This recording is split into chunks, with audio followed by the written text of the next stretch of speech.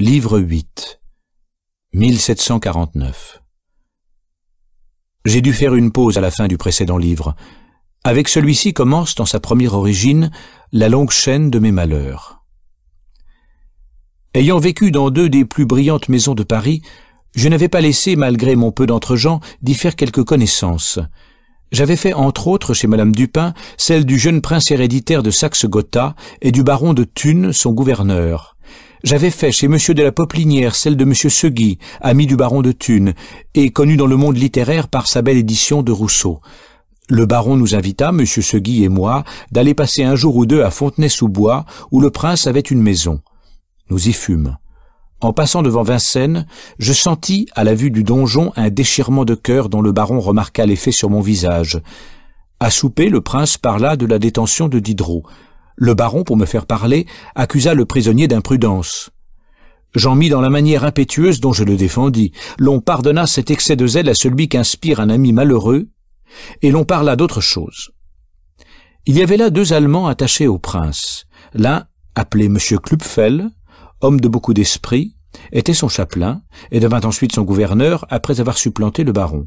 L'autre était un jeune homme, appelé M. Grimm, qui lui servait de lecteur en attendant qu'il trouvât quelque place, et dont l'équipage très mince annonçait le pressant besoin de la trouver. Dès ce même soir, Klüpfel et moi commençâmes une liaison qui devint bientôt amitié. Celle avec le sieur Grimm n'alla pas tout à fait si vite. Il ne se mettait guère en avant, bien éloigné de ce ton avantageux que la prospérité lui donna dans la suite. Le lendemain, à dîner, l'on parla de musique. Il en parla bien. Je fus transporté d'aise en apprenant qu'il accompagnait du clavecin. Après le dîner, on fit apporter de la musique. Nous musiquâmes tout le jour au clavecin du prince. Et ainsi commença cette amitié qui d'abord me fut si douce, enfin si funeste, et dont j'aurais tant à parler désormais.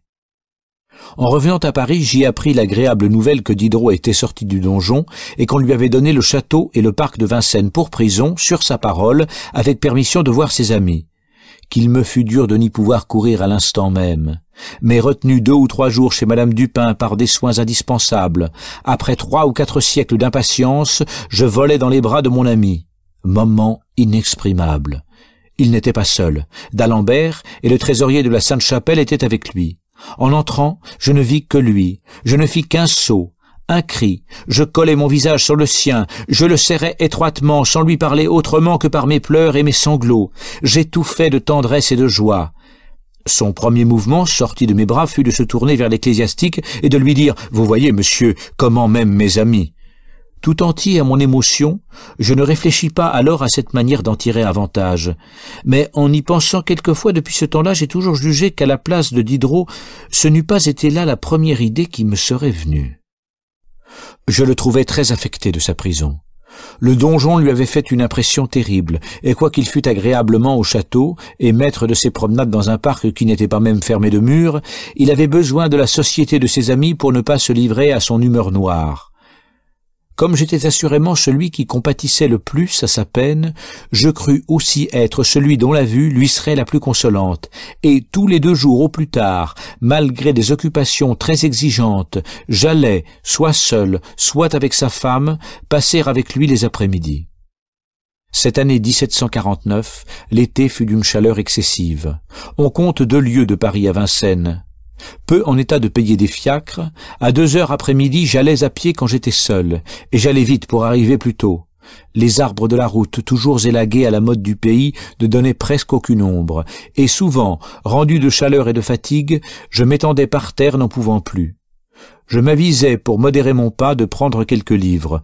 Je pris un jour le Mercure de France, et tout en marchant et le parcourant, je tombai sur cette question proposée par l'Académie de Dijon pour le prix de l'année suivante, si le progrès des sciences et des arts a contribué à corrompre ou à épurer les mœurs.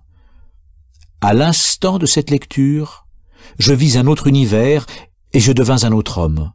Quoique j'aie un souvenir vif de l'impression que j'en reçus, les détails m'en sont échappés depuis que je les ai déposés dans une de mes 4 lettres à M. de Malesherbes. C'est une des singularités de ma mémoire qui mérite d'être dite. Quand elle me sert, ce n'est qu'autant que je me suis reposé sur elle. Sitôt que j'en confie le dépôt au papier, elle m'abandonne, et dès qu'une fois j'ai écrit une chose, je ne m'en souviens plus du tout. Cette singularité me suit jusque dans la musique. Avant de l'apprendre, je savais par cœur des multitudes de chansons. Sitôt que j'ai su chanter des airs notés, je n'en ai pu retenir aucun, et je doute que de ceux que j'ai le plus aimés, j'en puisse aujourd'hui redire un seul tout entier.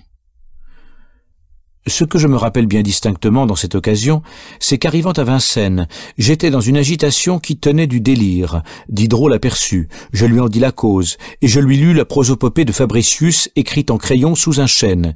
Il m'exhorta de donner l'essor à mes idées et de concourir au prix. Je le fis, et dès cet instant, je fus perdu. Tout le reste de ma vie et de mes malheurs fut l'effet inévitable de cet instant d'égarement. Mes sentiments se montèrent avec la plus inconcevable rapidité au ton de mes idées. Toutes mes petites passions furent étouffées par l'enthousiasme de la vérité, de la liberté, de la vertu. Et ce qu'il y a de plus étonnant est que cette effervescence se soutint dans mon cœur durant plus de 4 ou 5 ans à un aussi haut degré peut-être qu'elle ait jamais été dans le cœur d'aucun autre homme. Je travaillais ce discours d'une façon bien singulière et que j'ai presque toujours suivi dans mes autres ouvrages. Je lui consacrais les insomnies de mes nuits. Je méditais dans mon lit à yeux fermés et je tournais et retournais mes périodes dans ma tête avec des peines incroyables. Puis, quand j'étais parvenu à en être content, je les déposais dans ma mémoire jusqu'à ce que je pusse les mettre sur le papier. Mais le temps de me lever et de m'habiller me faisait tout perdre. Et quand je m'étais mis à mon papier, il ne me venait presque plus rien de ce que j'avais composé. Je m'avisais de prendre pour secrétaire Madame Levasseur. Je l'avais logée avec sa fille et son mari plus près de moi, et c'était elle qui, pour m'épargner un domestique, venait tous les matins allumer mon feu et faire mon petit service. À son arrivée, je lui dictais de mon lit mon travail de la nuit, et cette pratique que j'ai longtemps suivie m'a sauvé bien des oublis. Quand ce discours fut fait, je le montrai à Diderot qui en fut content et m'indiqua quelques corrections. Cependant, cet ouvrage, plein de chaleur et de force, manque absolument de logique et d'ordre. De tous ceux qui sont sortis de ma plume, c'est le plus faible de raisonnement et le plus pauvre de nombre et d'harmonie. Mais avec quelque talent qu'on puisse être né, l'art d'écrire ne s'apprend pas tout d'un coup. Je fis partir cette pièce sans en parler à personne autre, si ce n'est, je pense, à Grimm, avec lequel, depuis son entrée chez le comte de Frièze, je commençais à vivre dans la plus grande intimité. Il avait un clavecin qui nous servait de point de réunion et autour duquel je passais avec lui tous les moments que j'avais de libre à chanter des airs italiens et des barcaroles, sans trêve et sans relâche du matin au soir, ou plutôt du soir au matin. Et sitôt qu'on ne me trouvait pas chez Madame Dupin, on était sûr de me trouver chez Monsieur Grimm, ou du moins avec lui, soit à la promenade, soit au spectacle. Je cessais d'aller à la Comédie Italienne où j'avais mes entrées, mais qu'il n'aimait pas, pour aller avec lui, en payant, à la Comédie Française dont il était passionné. Enfin, un attrait si puissant me liait à ce jeune homme, et j'en devins tellement inséparable que la pauvre tante elle-même en était négligée, c'est-à-dire que je la voyais moins, car jamais à un moment de ma vie mon attachement pour elle ne s'est affaibli.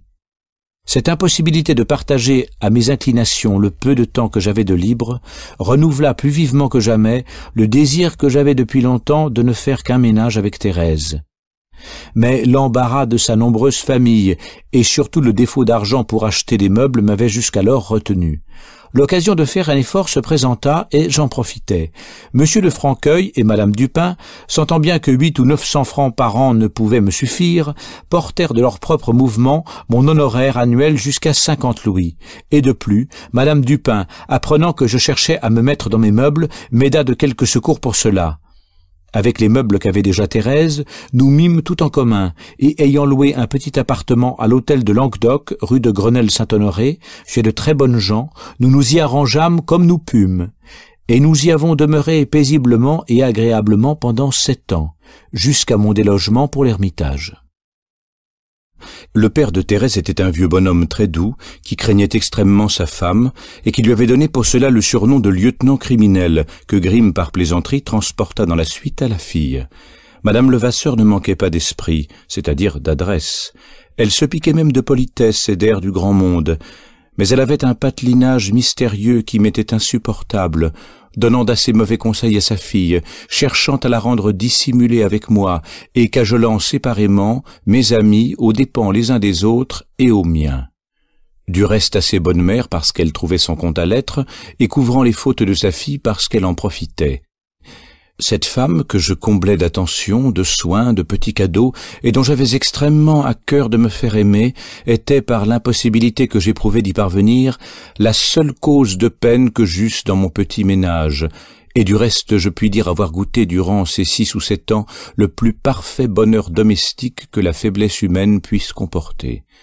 Le cœur de ma Thérèse était celui d'un ange. Notre attachement croissait avec notre intimité, et nous sentions davantage de jour en jour combien nous étions faits l'un pour l'autre. Si nos plaisirs pouvaient se décrire, ils feraient rire par leur simplicité. Nos promenades tête-à-tête hors de la ville, où je dépensais magnifiquement 8 ou 10 sous à quelques guinguettes, nos petits soupers à la croisée de ma fenêtre, assis en vis-à-vis sur 2 petites chaises posées sur une malle qui tenait la largeur de l'embrasure. Dans cette situation, la fenêtre nous servait de table, nous respirions l'air, nous pouvions voir les environs, les passants, et quoiqu'au 4e étage, plonger dans la rue tout en mangeant. Qui décrira, qui sentira les charmes de ces repas composés pour tout mets d'un quartier de gros pain, de quelques cerises, d'un petit morceau de fromage et d'un demi-sétier de vin que nous buvions à nous deux. Amitié, confiance, intimité, douceur d'âme, que vos assaisonnements sont délicieux. Quelquefois nous restions là jusqu'à minuit sans y songer et sans nous douter de l'heure, si la vieille maman ne nous eût avertis. Mais laissons ces détails qui paraîtront insipides ou risibles. Je l'ai toujours dit et senti, la véritable jouissance ne se décrit point. J'en eus à peu près dans le même temps une plus grossière, la dernière de cette espèce que j'ai eu à me reprocher. J'ai dit que le ministre Klüpfel était aimable. Mes liaisons avec lui n'étaient guère moins étroites qu'avec Grimm et devinrent aussi familières. Il mangeait quelquefois chez moi. Ses repas, un peu plus que simples, étaient égayés par les fines et folles polissonneries de Klüpfel et par les plaisants germanismes de Grimm, qui n'étaient pas encore devenus puristes. La sensualité ne présidait pas à nos petites orgies, mais la joie y suppléait, et nous nous trouvions si bien ensemble que nous ne pouvions nous quitter. Klüpfel avait mis dans ses meubles une petite fille qui ne laissait pas d'être à tout le monde parce qu'il ne pouvait pas l'entretenir à lui tout seul. Un soir, en entrant au café, nous le trouvâmes qui en sortait pour aller souper avec elle.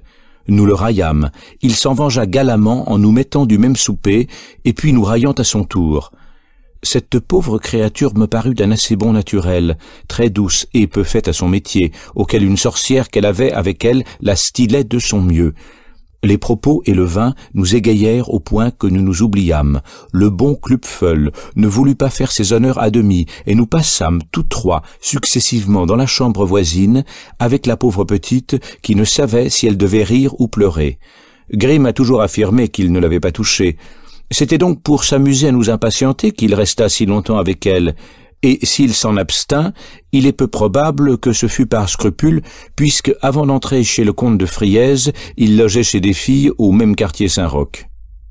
Je sortis de la rue des Moineaux, où logeait cette fille, aussi honteux que Saint-Preux sortit de la maison où on l'avait enivré, et je me rappelais bien mon histoire en écrivant la sienne.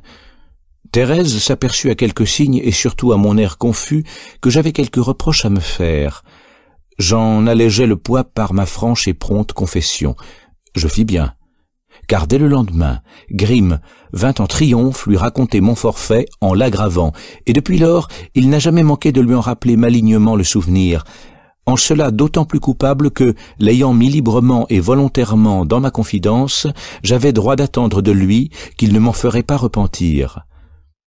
Jamais je ne sentis mieux qu'en cette occasion la bonté de cœur de ma Thérèse, car elle fut plus choquée du procédé de Grimm qu'offensée de mon infidélité, et je n'essuyais de sa part que des reproches touchants et tendres, dans lesquels je n'aperçus jamais la moindre trace de dépit.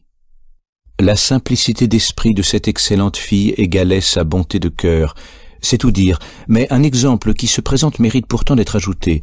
Je lui avais dit que Klüpfel était ministre et chapelain du prince de Saxe-Gotha. Un ministre était pour elle un homme si singulier que, confondant comiquement les idées les plus disparates, elle s'avisa de prendre Klüpfel pour le pape. Je la crus folle la première fois qu'elle me dit, comme je rentrais, que le pape m'était venu voir. Je la fis expliquer, et je n'eus rien de plus pressé que d'aller conter cette histoire à Grimm et à Klüpfel, à qui le nom de pape en resta parmi nous. Nous donnâmes à la fille de la rue des Moineaux le nom de Papesse Jeanne. C'étaient des rires inextinguibles. Nous étouffions. Ceux qui, dans une lettre qu'il leur a plu de m'attribuer, m'ont fait dire que je n'avais ri que 2 fois en ma vie, ne m'ont pas connu dans ce temps-là, ni dans ma jeunesse, car assurément cette idée n'aurait jamais pu leur venir. L'année suivante, 1750, comme je ne songeais plus à mon discours, j'appris qu'il avait remporté le prix à Dijon. Cette nouvelle réveilla toutes les idées qui me l'avaient dictée, les anima d'une nouvelle force, et acheva de mettre en fermentation dans mon cœur ce premier levain d'héroïsme et de vertu que mon père et ma patrie et Plutarque y avaient mis dans mon enfance.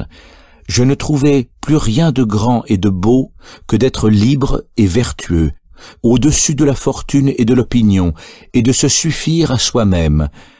Quoique la mauvaise honte et la crainte des sifflets m'empêchassent de me conduire d'abord sur ces principes et de rompre brusquement en visière aux maximes de mon siècle, j'en eus dès lors la volonté décidée et je ne tardai à l'exécuter qu'autant de temps qu'il en fallait aux contradictions pour l'irriter et la rendre triomphante. Tandis que je philosophais sur les devoirs de l'homme, un événement vint me faire mieux réfléchir sur les miens. Thérèse devint grosse pour la 3e fois. Trop sincère avec moi, trop fier en dedans pour vouloir démentir mes principes par mes œuvres, je me mis à examiner la destination de mes enfants et mes liaisons avec leur mère sur les lois de la nature, de la justice et de la raison, et sur celle de cette religion pure, sainte, éternelle comme son auteur, que les hommes ont souillée en feignant de vouloir la purifier, et dont ils n'ont plus fait, par leur formule, qu'une religion de mots, vu qu'il en coûte peu de prescrire l'impossible quand on se dispense de le pratiquer. Si je me trompais dans mes résultats, rien n'est plus étonnant que la sécurité d'âme avec laquelle je m'y livrais. Si j'étais de ces hommes mal nés, sourds à la douce voix de la nature, au-dedans desquels aucun vrai sentiment de justice et d'humanité ne germa jamais, cet endurcissement serait tout simple. Mais cette chaleur de cœur, cette sensibilité si vive, cette facilité à former des attachements, cette force avec laquelle il me subjugue, ces déchirements cruels quand il les faut rompre, cette bienveillance innée pour mes semblables, cet amour ardent du grand, du vrai, du beau, du juste, cette horreur du mal en tout genre, cette impossibilité de haïr, de nuire et même de le vouloir, cet attendrissement, cette vive et douce émotion que je sens à l'aspect de tout ce qui est vertueux, généreux, aimable, tout cela peut-il jamais s'accorder dans la même âme avec la dépravation qui fait fouler aux pieds sans scrupule le plus doux des devoirs? Non, je le sens et le dis hautement, cela n'est pas possible. Jamais un seul instant de sa vie, Jean-Jacques n'a pu être un homme sans sentiment, sans entrailles, un père dénaturé. J'ai pu me tromper, mais non m'endurcir. Si je disais mes raisons, j'en dirais trop. Puisqu'elles ont pu me séduire, elles en séduiraient bien d'autres. Je ne veux pas exposer les jeunes gens qui pourraient me lire à se laisser abuser par la même erreur. Je me contenterai de dire qu'elle fut telle qu'en livrant mes enfants à l'éducation publique, faute de pouvoir les élever moi-même, en les destinant à devenir ouvriers et paysans plutôt qu'aventuriers et coureurs de fortune, je crus faire un acte de citoyen et de père, et je me regardais comme un membre de la République de Platon. Plus d'une fois depuis lors, les regrets de mon cœur m'ont appris que je m'étais trompé, mais, loin que ma raison m'ait donné le même avertissement, j'ai souvent béni le ciel de les avoir garantis par là du sort de leur père et de celui qui les menaçait quand j'aurais été forcé de les abandonner. Si je les avais laissés à Madame d'Épinay ou à Madame de Luxembourg, qui, soit par amitié, soit par générosité, soit par quelque autre motif, ont voulu s'en charger dans la suite, aurait-il été plus heureux, aurait-il été élevé, du moins en honnêtes gens? Je l'ignore, mais je suis sûr qu'on les aurait portés à haïr, peut-être à trahir leurs parents. Il vaut mieux 100 fois qu'ils ne les aient point connus. Mon 3e enfant fut donc mis aux enfants trouvés, ainsi que les premiers, et il en fut de même des 2 suivants car j'en ai eu 5 en tout. Cet arrangement me parut si bon, si sensé, si légitime, que si je ne m'en vantais pas ouvertement, ce fut uniquement par égard pour la mère. Mais je le dis à tous ceux à qui j'avais déclaré nos liaisons, je le dis à Diderot, à Grimm, je l'appris dans la suite à Madame d'Épinay et dans la suite encore à Madame de Luxembourg, et cela librement, franchement, sans aucune espèce de nécessité, et pouvant aisément le cacher à tout le monde, car la Gouin était une honnête femme très discrète et sur laquelle je comptais parfaitement. Le seul de mes amis à qui j'eus quelque intérêt de m'ouvrir fut le médecin Thierry qui soigna ma pauvre tante dans une de ses couches où elle se trouva fort mal. En un mot, je ne mis aucun mystère à ma conduite, non seulement parce que je n'ai jamais rien su cacher à mes amis, mais parce qu'en effet, je n'y voyais aucun mal. Tout pesé, je choisis pour mes enfants le mieux ou ce que je crus l'être. Je voudrais encore avoir été élevé et nourri comme ils l'ont été. Tandis que je faisais ainsi mes confidences, Madame Levasseur les faisait aussi de son côté, mais dans des vues moins désintéressées. Je les avais introduites, elle et sa fille, chez Madame Dupin, qui par amitié pour moi avait mille bontés pour elle. La mère l'a mis dans le secret de sa fille. Madame Dupin, qui est bonne et généreuse, et à qui elle ne disait pas combien, malgré la modicité de mes ressources, j'étais attentif à pourvoir à tout, y pourvoyait de son côté avec une libéralité que, par l'ordre de la mère, la fille m'a toujours cachée durant mon séjour à Paris, et dont elle ne me fit l'aveu qu'à l'Ermitage, à la suite de plusieurs autres épanchements de cœur. J'ignorais que Madame Dupin, qui ne m'en a jamais fait le moindre semblant, fût si bien instruite. J'ignore encore si Madame de Chenonceau, sa bru, le fut aussi, mais Madame de Franqueuil, sa belle-fille, le fut et ne put s'en taire. Elle m'en parla l'année suivante, lorsque j'avais déjà quitté leur maison. Cela m'engagea à lui écrire à ce sujet une lettre qu'on trouvera dans mes recueils et dans laquelle j'expose celle de mes raisons que je pouvais dire sans compromettre Madame Levasseur et sa famille, car les plus déterminantes venaient de là, et je les tue. Je suis sûr de la discrétion de Madame Dupin et de l'amitié de Madame de Chenonceau. Je l'étais de celle de Madame de Franqueuil, qui d'ailleurs mourut longtemps avant que mon secret fût ébruité. Jamais il n'a pu l'être que par les gens mêmes à qui je l'avais confié, et ne l'a été en effet qu'après ma rupture avec eux. Par ce seul fait, ils sont jugés, sans vouloir me disculper du blâme que je mérite. J'aime mieux en être chargé que de celui que mérite leur méchanceté. Ma faute est grande, mais c'est une erreur. J'ai négligé mes devoirs, mais le désir de nuire n'est pas entré dans mon cœur, et les entrailles de père ne sauraient parler bien puissamment pour des enfants qu'on n'a jamais vus. Mais trahir la confiance de l'amitié, violer le plus saint de tous les pactes, publier les secrets versés dans notre sein, déshonorer à plaisir l'ami qu'on a trompé et qui nous respecte encore en nous quittant, ce ne sont pas là des fautes, ce sont des bassesses d'âme et des noirceurs. J'ai promis ma confession, non ma justification. Aussi je m'arrête ici sur ce point. C'est à moi d'être vrai, c'est au lecteur d'être juste. Je ne lui demanderai jamais rien de plus. Le mariage de M. de Chenonceau me rendit la maison de sa mère encore plus agréable par le mérite et l'esprit de la nouvelle mariée, jeune personne très aimable, et qui parut me distinguer parmi les scribes de M. Dupin. Elle était fille unique de Madame la vicomtesse de Rochechouart, grande amie du comte de Frièze, et par contre-coup de Grimm qui lui était attaché. Ce fut pourtant moi qui l'introduisis chez sa fille. Mais leurs humeurs ne se convenant pas, cette liaison n'eut point de suite, et Grimm, qui dès lors visait au solide, préféra la mère, femme du grand monde, à la fille, qui voulait des amis sûrs et qui lui convinssent, sans se mêler d'aucune intrigue ni chercher du crédit parmi les grands. Madame Dupin, ne trouvant pas dans Madame de Chenonceau toute la docilité qu'elle en attendait, lui rendit sa maison fort triste.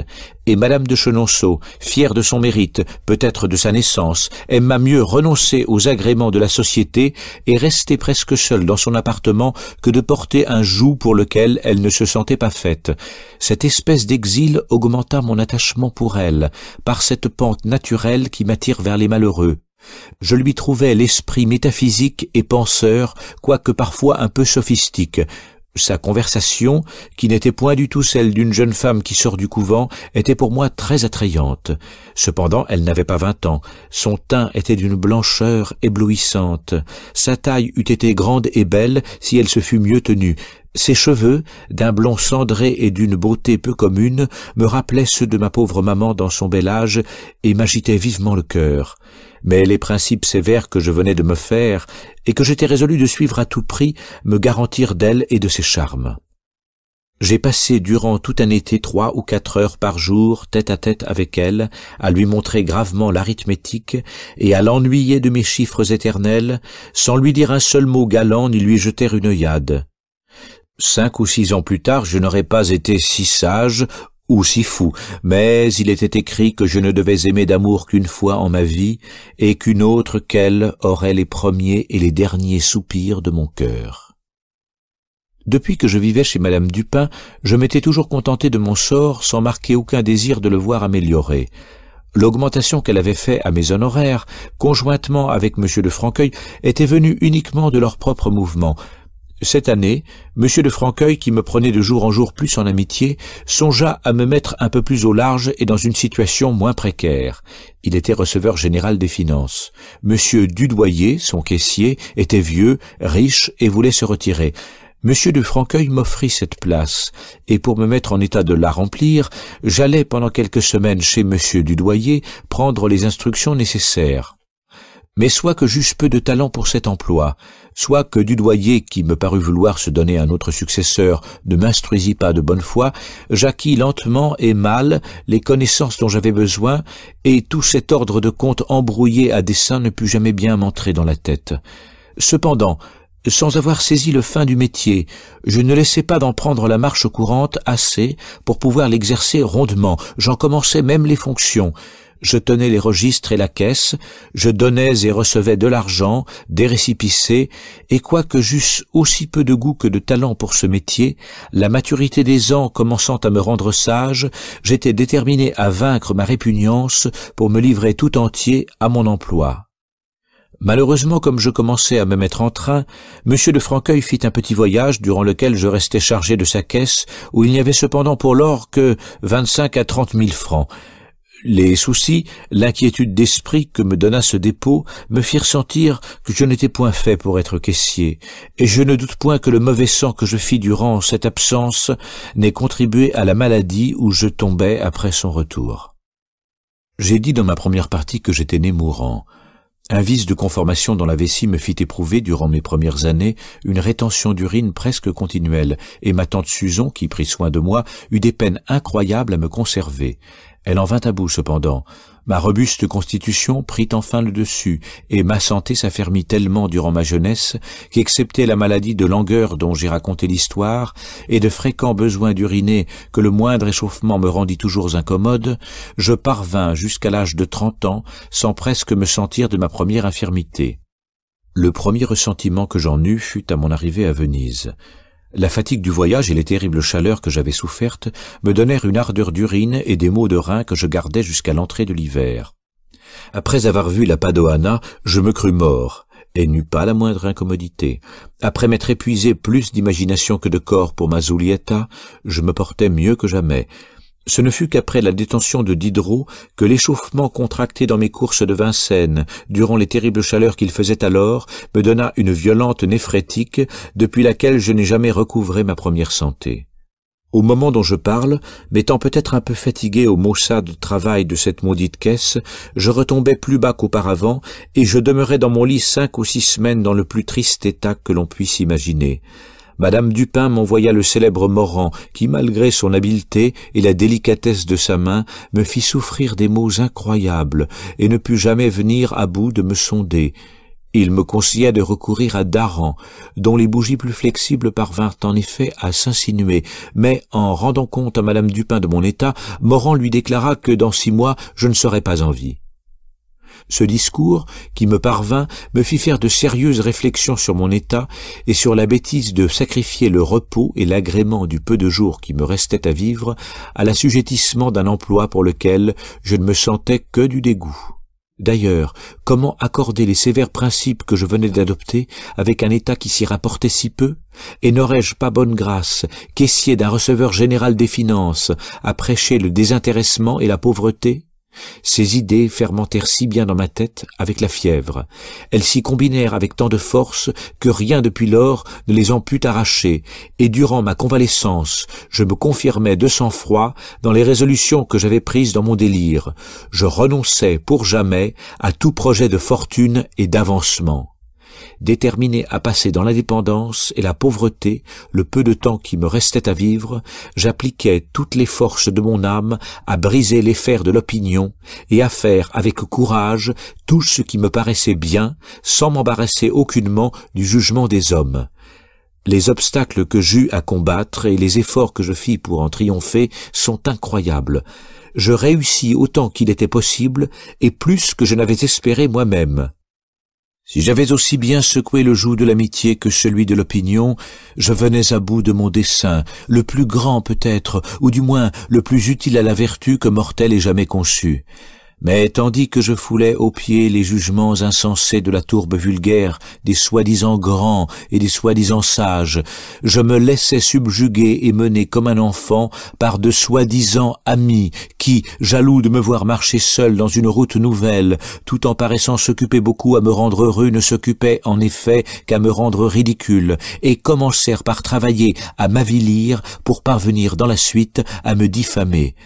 Ce fut moins ma célébrité littéraire que ma réforme personnelle, dont je marque ici l'époque, qui m'attira leur jalousie. Ils m'auraient pardonné peut-être de briller dans l'art d'écrire, mais ils ne purent me pardonner de donner dans ma conduite un exemple qui semblait les importuner. J'étais né pour l'amitié, mon humeur facile et douce la nourrissait sans peine. Tant que je vécus ignoré du public, je fus aimé de tous ceux qui me connurent, et je n'eus pas un seul ennemi, mais sitôt que j'eus un nom, je n'eus plus d'amis.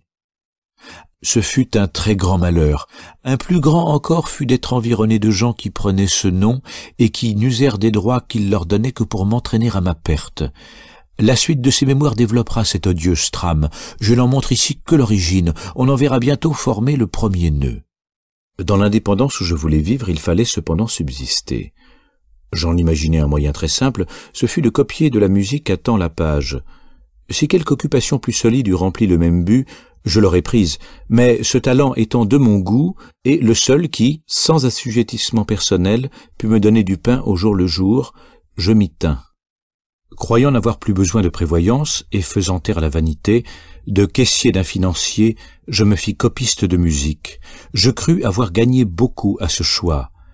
Et je m'en suis si peu repenti que je n'ai quitté ce métier que par force, pour le reprendre aussitôt que je pourrais. Le succès de mon premier discours me rendit l'exécution de cette résolution plus facile.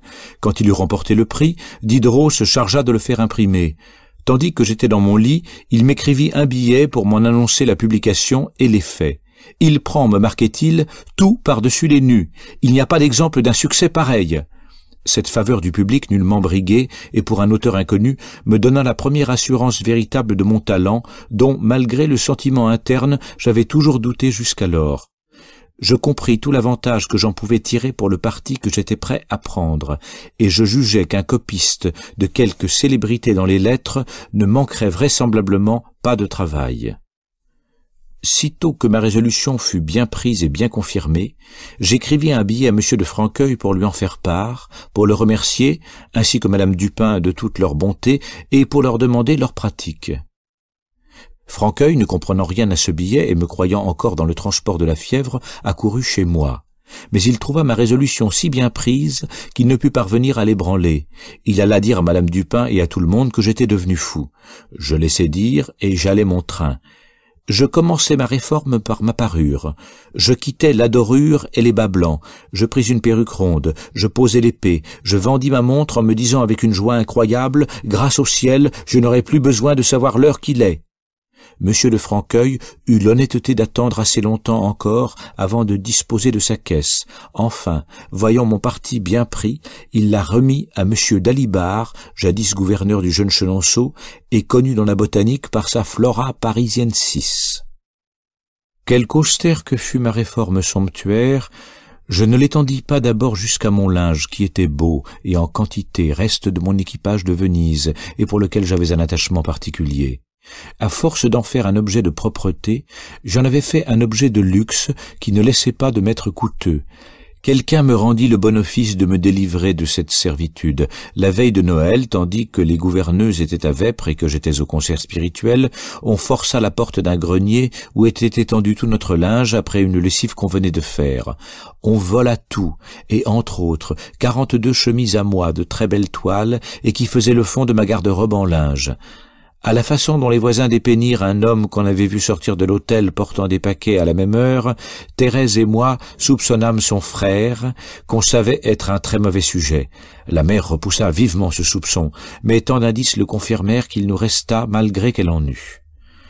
Je n'osais faire d'exactes recherches de peur de trouver plus que je n'aurais voulu. Ce frère ne se montra plus chez moi et disparut enfin tout à fait.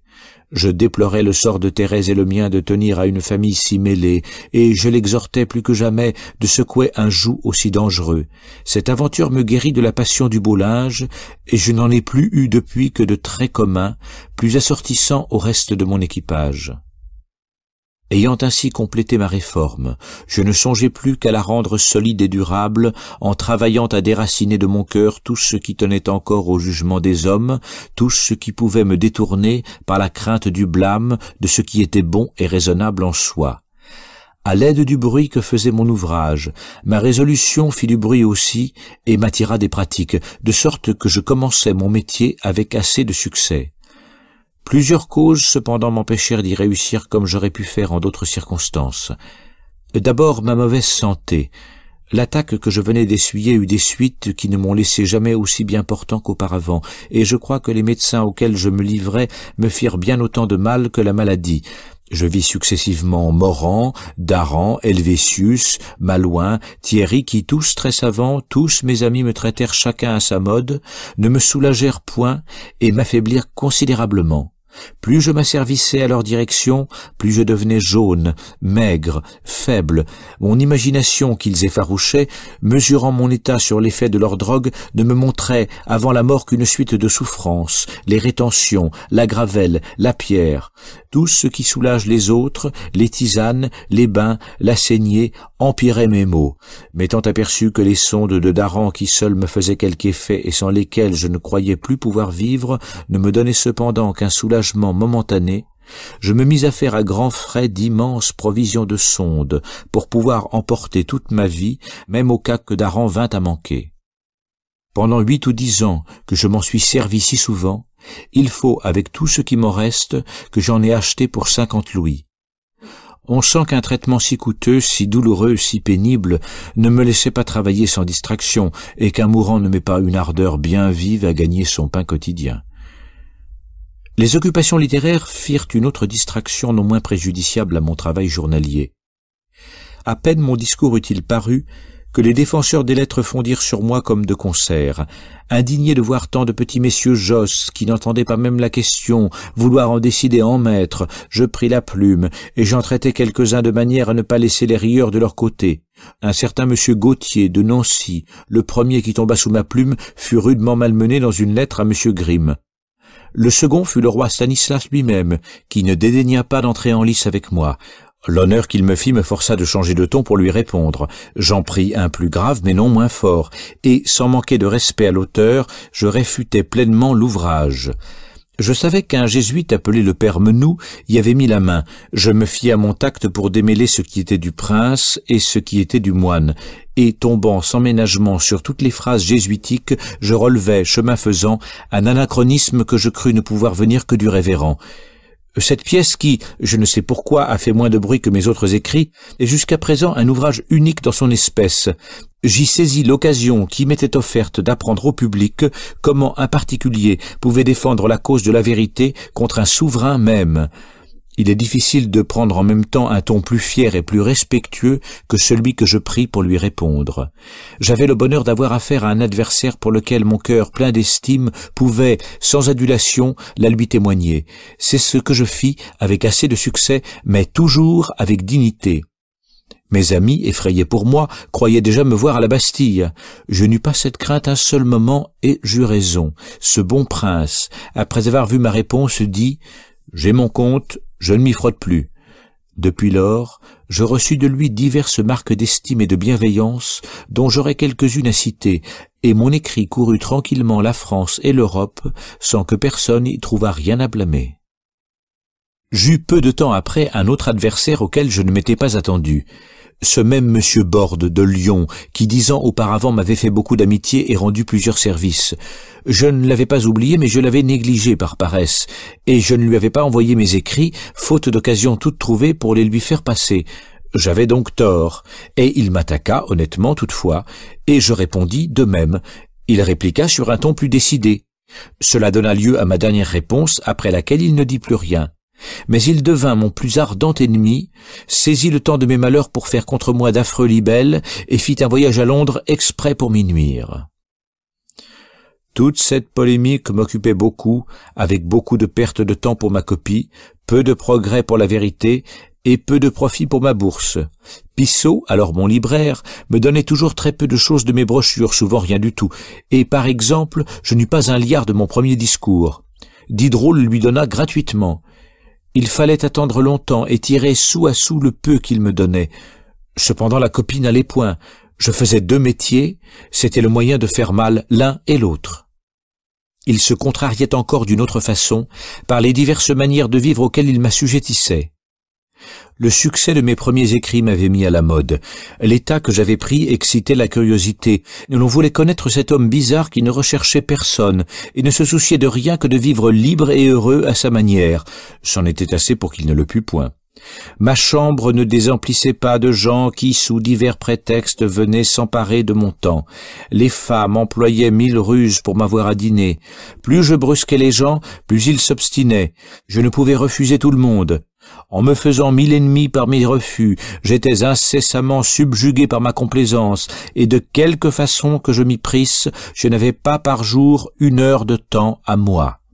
Je sentis alors qu'il n'est pas toujours aussi aisé qu'on se l'imagine d'être pauvre et indépendant. Je voulais vivre de mon métier, le public ne le voulait pas. On imaginait 1000 petits moyens de me dédommager du temps qu'on me faisait perdre. Bientôt il aurait fallu me montrer comme Polichinelle à temps par personne. Je ne connais pas d'assujettissement plus avilissant et plus cruel que celui-là. Je n'y vis de remède que de refuser les cadeaux grands et petits et de ne faire d'exception pour qui que ce fût. Tout cela ne fit qu'attirer les donneurs qui voulaient avoir la gloire de vaincre ma résistance et me forçaient de leur être obligé malgré moi. Tel qui ne m'aurait pas donné un écu si je l'avais demandé, ne cessait de m'importuner de ses offres, et pour se venger de les voir rejeter, taxait mes refus d'arrogance et d'ostentation. On se doutera bien que le parti que j'avais pris et le système que je voulais suivre n'étaient pas du goût de madame Levasseur. Tout le désintéressement de la fille ne l'empêchait pas de suivre les directions de sa mère, et les gouverneuses, comme les appelait Gauffécourt, n'étaient pas toujours aussi fermes que moi dans leurs refus. Quoiqu'on me cachât bien des choses, j'en vis assez pour juger que je ne voyais pas tout, et cela me tourmenta, moins par l'accusation de connivence qu'il m'était aisé de prévoir, que par l'idée cruelle de ne pouvoir jamais être maître chez moi, ni de moi. Je priais, je conjurais, je me fâchais, le tout sans succès. La maman me faisait passer pour un grondeur éternel, pour un bourru. C'était, avec mes amis, des chuchotteries continuelles. Tout était mystère et secret pour moi dans mon ménage, et pour ne m'exposer sans cesse à des orages, je n'osais plus m'informer de ce qui s'y passait. Il aurait fallu pour me tirer de tous ces tracas une fermeté dont je n'étais pas capable. Je savais crier et non pas agir. On me laissait dire, et l'on allait son train. Ces tiraillements continuels et les importunités journalières auxquelles j'étais assujetti me rendirent enfin ma demeure et le séjour de Paris désagréable. Quand mes incommodités me permettaient de sortir et que je ne me laissais pas entraîner ici ou là par mes connaissances, j'allais me promener seul. Je rêvais à mon grand système. J'en jetais quelque chose sur le papier à l'aide d'un livret blanc et d'un crayon que j'avais toujours dans ma poche. Voilà comment les désagréments imprévus d'un état de mon choix me jetèrent par diversion tout à fait dans la littérature, et voilà comment je portais dans tous mes premiers ouvrages la bile et l'humeur qui m'en faisaient occuper. Une autre chose y contribuait encore. Jeter malgré moi dans le monde sans en avoir le ton, sans être en état de le prendre et de m'y pouvoir assujettir, je m'avisais d'en prendre un à moi qui m'en dispensât. Ma sotte et maussade timidité, que je ne pouvais vaincre, ayant pour principe la crainte de manquer aux bienséances, je pris pour m'enhardir le parti de les fouler aux pieds. Je me fis cynique et caustique par honte, j'affectais de mépriser la politesse que je ne savais pas pratiquer. Il est vrai que cette âpreté, conforme à mes nouveaux principes, s'ennoblissait dans mon âme, y prenait l'intrépidité de la vertu, et c'est, je l'ose dire, sur cette auguste base qu'elle s'est soutenue mieux et plus longtemps qu'on aurait dû l'attendre d'un effort si contraire à mon naturel. Cependant, malgré la réputation de misanthropie que mon extérieur et quelques mots heureux me donnèrent dans le monde, il est certain que, dans le particulier, je soutins toujours mal mon personnage, que mes amis et mes connaissances menaient cet ours si farouche comme un agneau, et que, bornant mes sarcasmes à des vérités dures mais générales, je n'ai jamais su dire un mot désobligeant à qui que ce fût. Le devin du village acheva de me mettre à la mode, et bientôt il n'y eut pas d'homme plus recherché que moi dans Paris. L'histoire de cette pièce qui fait époque tient à celle des liaisons que j'avais pour l'or. C'est un détail dans lequel je dois entrer pour l'intelligence de ce qui doit suivre. J'avais un assez grand nombre de connaissances, mes deux seuls amis de choix, Diderot et Grimm. Par un effet du désir que j'ai de rassembler tout ce qui m'est cher, j'étais trop l'ami de tous les deux pour qu'ils ne le fussent pas bientôt l'un de l'autre. Je les liais, ils se convinrent et s'unirent encore plus étroitement entre eux qu'avec moi. Diderot avait des connaissances sans nombre, mais Grimm, étranger et nouveau venu, avait besoin d'en faire.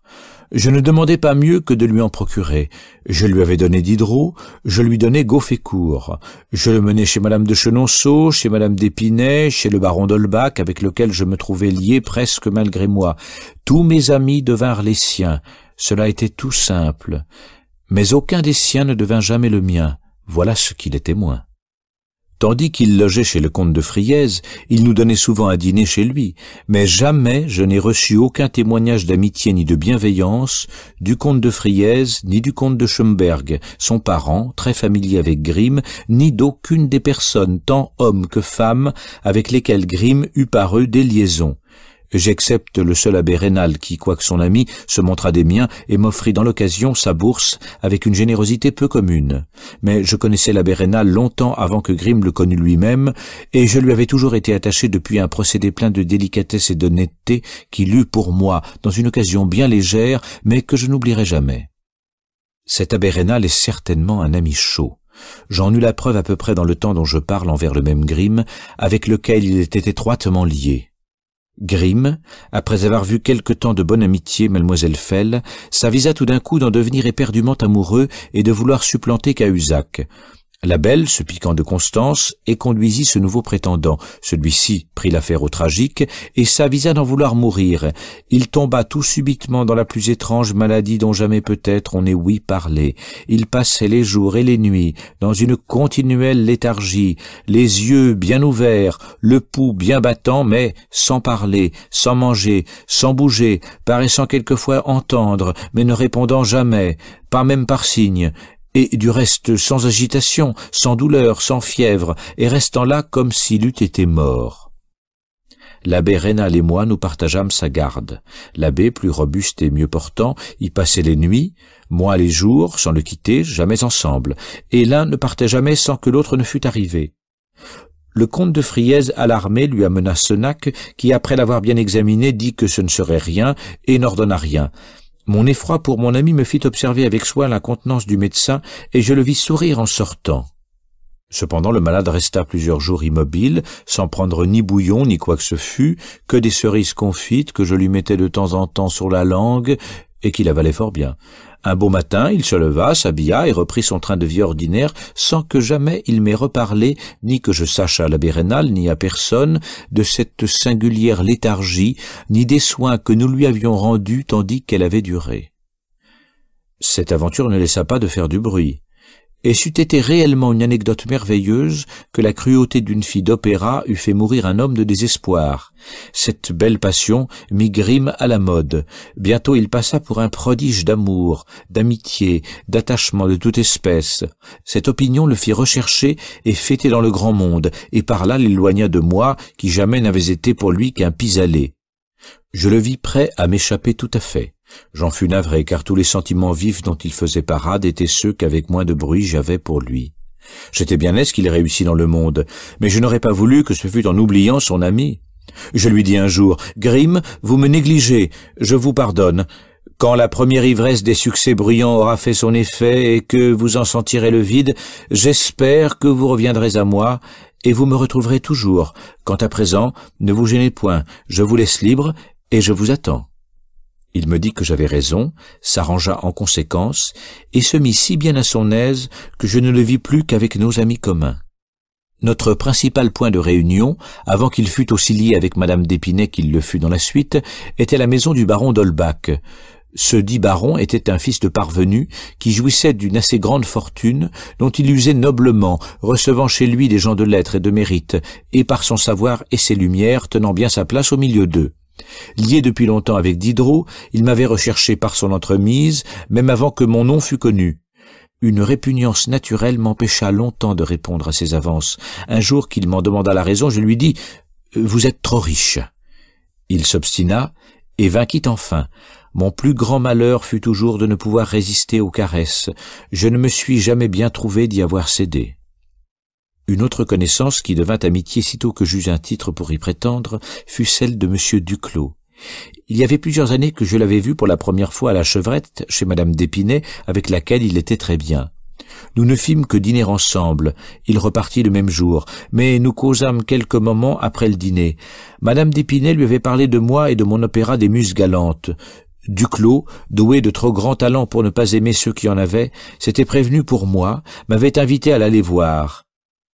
Malgré mon ancien penchant renforcé par la connaissance, ma timidité, ma paresse me retinrent tant que je n'eus aucun passeport auprès de lui que sa complaisance. Mais encouragé par mon premier succès et par ses éloges qui me revinrent, je fus le voir.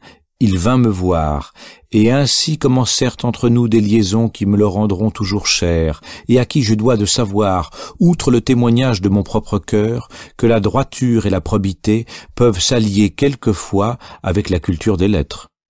Beaucoup d'autres liaisons moins solides et dont je ne fais pas ici mention furent l'effet de mes premiers succès et durèrent jusqu'à ce que la curiosité fût satisfaite. J'étais un homme sitôt vu qu'il n'y avait rien à voir de nouveau dès le lendemain. Une femme, cependant, qui me rechercha dans ce temps-là, tint plus solidement que toutes les autres. Ce fut madame la marquise de Créqui, nièce de monsieur le bailli de Froulet, ambassadeur de Malte, dont le frère avait précédé monsieur de Montaigu dans l'ambassade de Venise, et que j'avais été voir à mon retour de ce pays-là. Madame de Créqui m'écrivit. J'allai chez elle.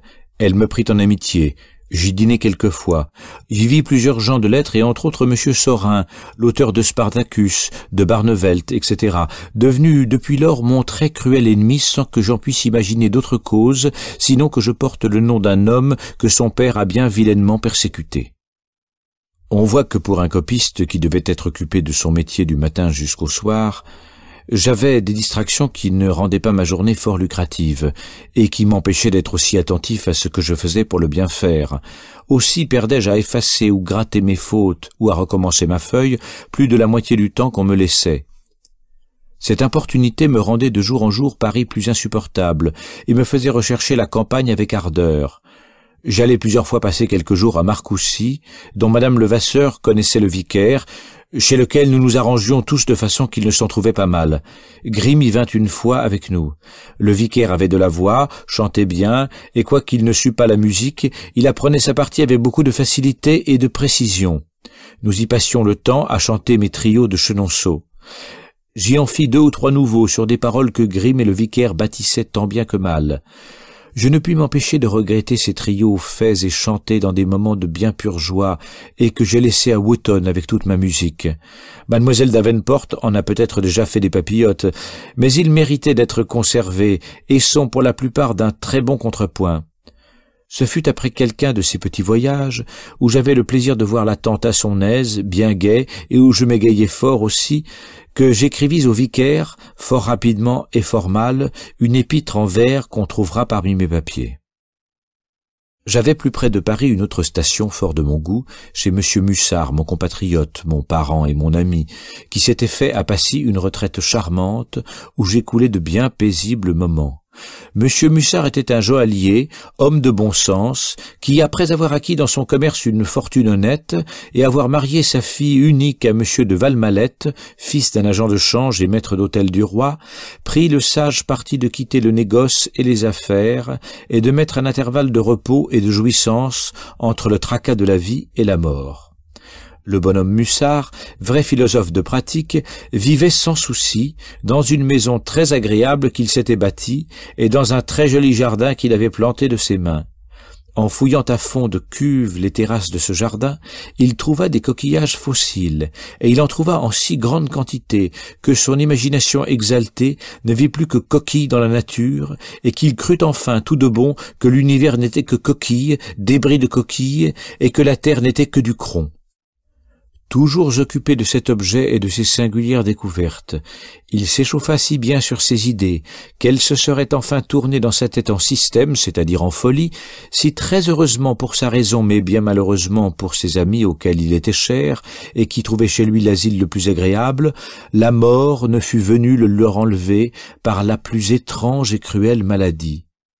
C'était une tumeur dans l'estomac, toujours croissante, qui l'empêchait de manger, sans que durant très longtemps on en trouvât la cause, et qui finit, après plusieurs années de souffrance, par le faire mourir de faim.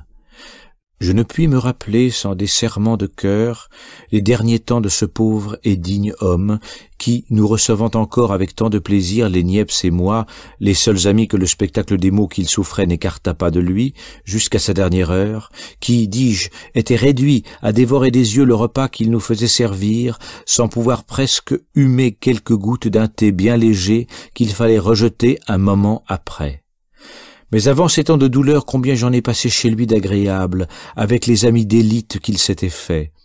À leur tête je mets l'abbé Prévost, homme très aimable et très simple, dont le cœur vivifiait ses écrits, dignes de l'immortalité, et qui n'avait rien dans l'humeur ni dans la société du sombre coloris qu'il donnait à ses ouvrages.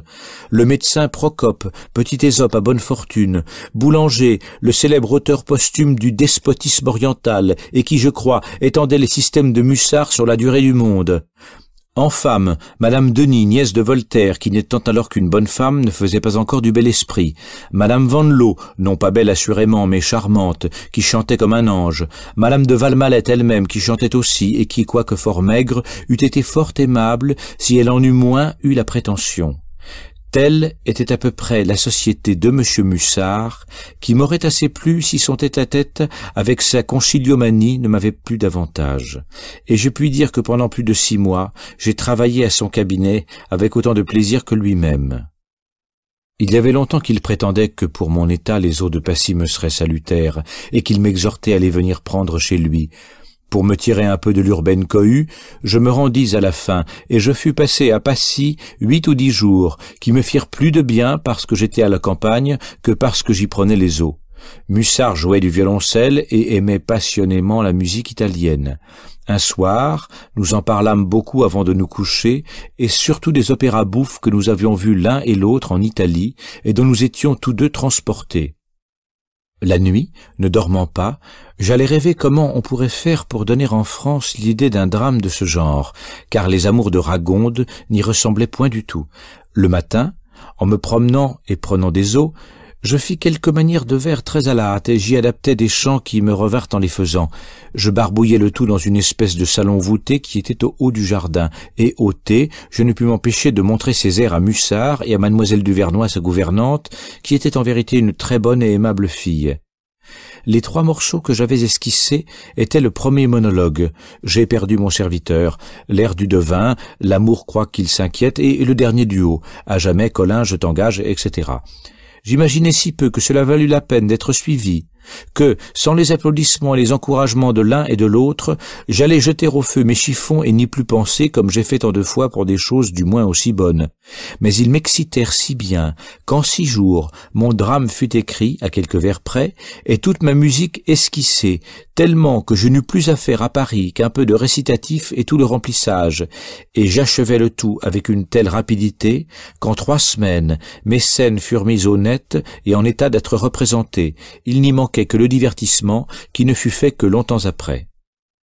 Échauffé de la composition de cet ouvrage, j'avais une grande passion de l'entendre, et j'aurais donné tout au monde pour le voir représenté à ma fantaisie, à porte fermée, comme on dit que Lully fit une fois jouer Armide pour lui seul.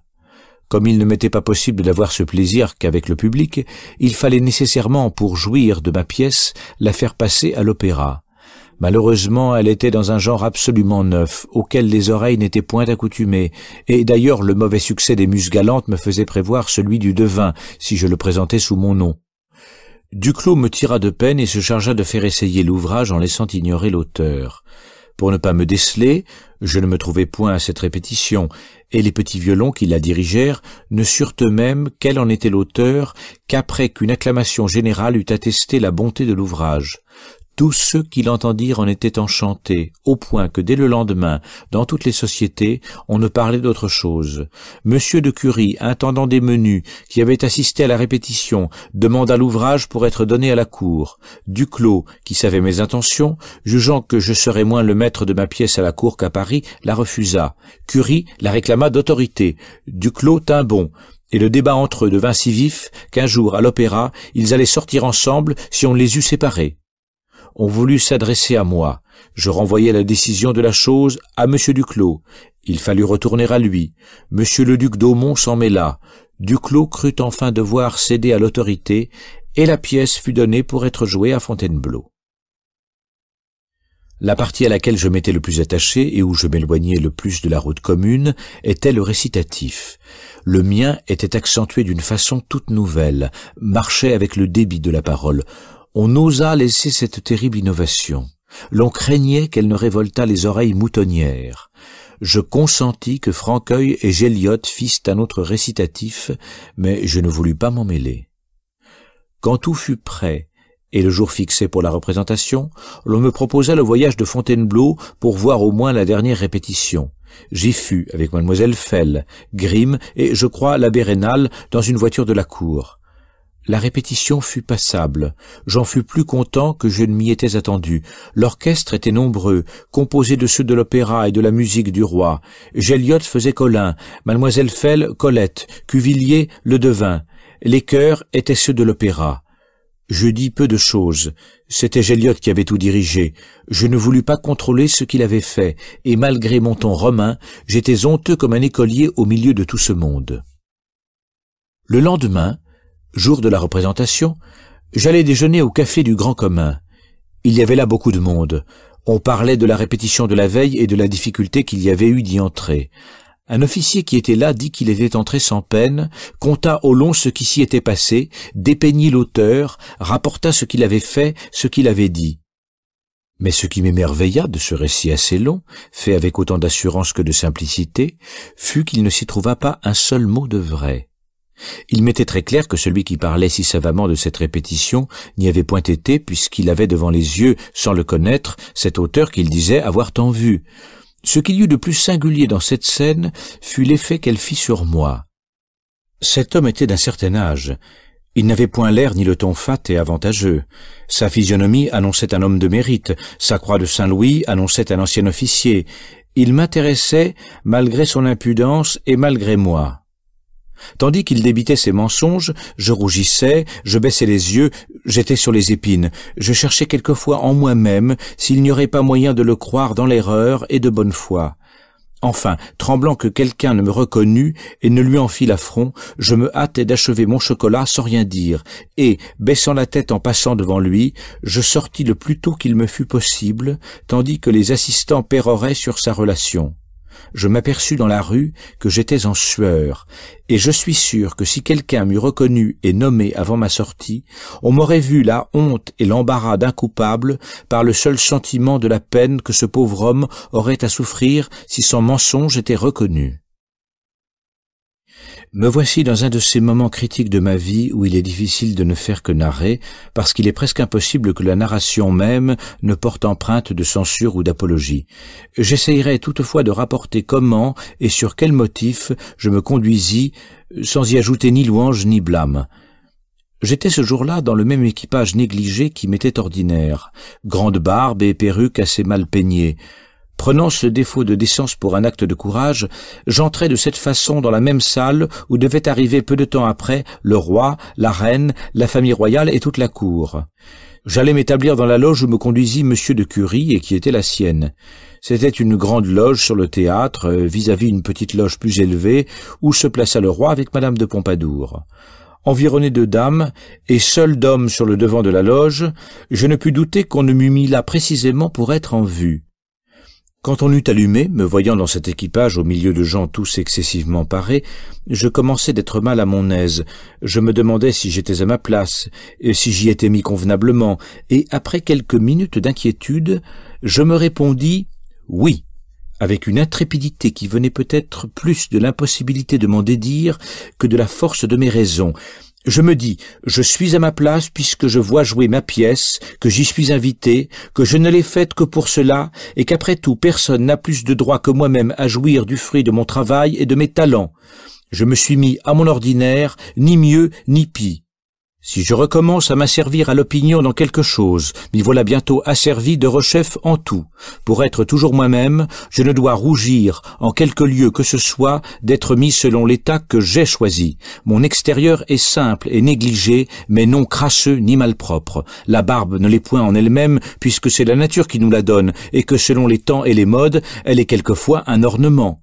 On me trouvera ridicule, impertinent, que m'importe. Je dois savoir endurer le ridicule et le blâme, pourvu qu'il ne soit pas mérité. Après ce petit soliloque, je me raffermis si bien que j'aurais été intrépide si j'eusse eu besoin de l'être, mais soit effet de la présence du maître, soit naturelle disposition des cœurs, je n'aperçus rien que d'obligeant et d'honnête dans la curiosité dont j'étais l'objet.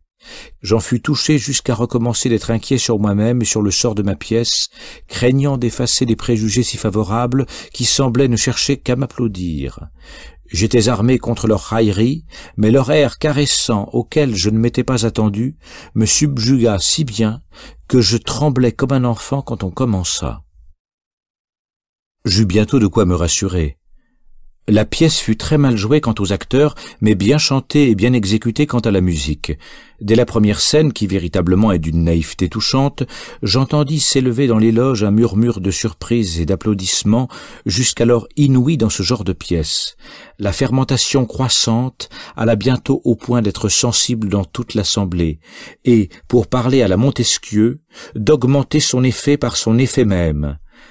À la scène des deux petites bonnes gens, cet effet fut à son comble. On ne claque point devant le roi, cela fit qu'on entendit tout. La pièce et l'auteur y gagnèrent. J'entendais autour de moi un chuchotement de femmes qui me semblaient belles comme des anges et qui s'entredisaient à demi-voix « Cela est charmant, cela est ravissant, il n'y a pas un son là qui ne parle au cœur ». Le plaisir de donner de l'émotion à tant d'aimables personnes m'émut moi-même jusqu'aux larmes, et je ne pus les contenir au premier duo, en remarquant que je n'étais pas seul à pleurer. J'eus un moment de retour sur moi-même en me rappelant le concert de M. de Trétorens. Cette réminiscence eut l'effet de l'esclave qui tenait la couronne sur la tête des triomphateurs, mais elle fut courte, et je me livrai bientôt pleinement et sans distraction au plaisir de savourer ma gloire. Je suis pourtant sûr qu'en ce moment, la volupté du sexe y entrait beaucoup plus que la vanité d'auteur, et sûrement s'il n'y avait eu là que des hommes, je n'aurais pas été dévoré, comme je l'étais sans cesse, du désir de recueillir de mes lèvres les délicieuses larmes que je faisais couler. J'ai vu des pièces excitées de plus vifs transports d'admiration, mais jamais une ivresse aussi pleine, aussi douce, aussi touchante, régnait dans tout un spectacle, et surtout à la cour un jour de première représentation. Ceux qui ont vu celle-là doivent s'en souvenir, car l'effet en fut unique. Le même soir, monsieur le duc d'Aumont me fit dire de me trouver au château le lendemain sur les 11 heures, et qu'il me présenterait au roi. Monsieur de Cury, qui me fit ce message, ajouta qu'on croyait qu'il s'agissait d'une pension et que le roi voulait me l'annoncer lui-même. Croira-t-on que la nuit qui suivit une aussi brillante journée fut une nuit d'angoisse et de perplexité pour moi?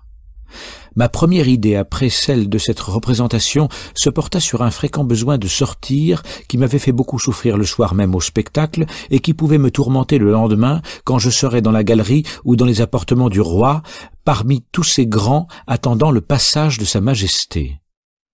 Cette infirmité était la principale cause qui me tenait écarté des cercles et qui m'empêchait d'aller m'enfermer chez des femmes. L'idée seule de l'état où ce besoin pouvait me mettre était capable de me le donner au point de m'en trouver mal, à moins d'un esclandre auquel j'aurais préféré la mort. Il n'y a que les gens qui connaissent cet état qui puissent juger de l'effroi d'en courir le risque. Je me figurais ensuite devant le roi, présenté à sa majesté, qui daignait s'arrêter et m'adresser la parole.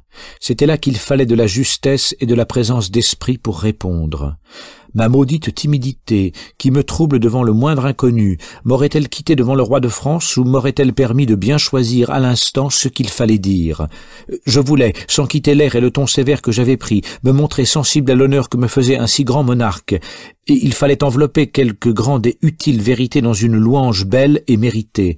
Pour préparer d'avance une réponse heureuse, il aurait fallu prévoir juste ce qu'il pourrait me dire, et j'étais sûr après cela de ne pas retrouver en sa présence un mot de ce que j'aurais médité.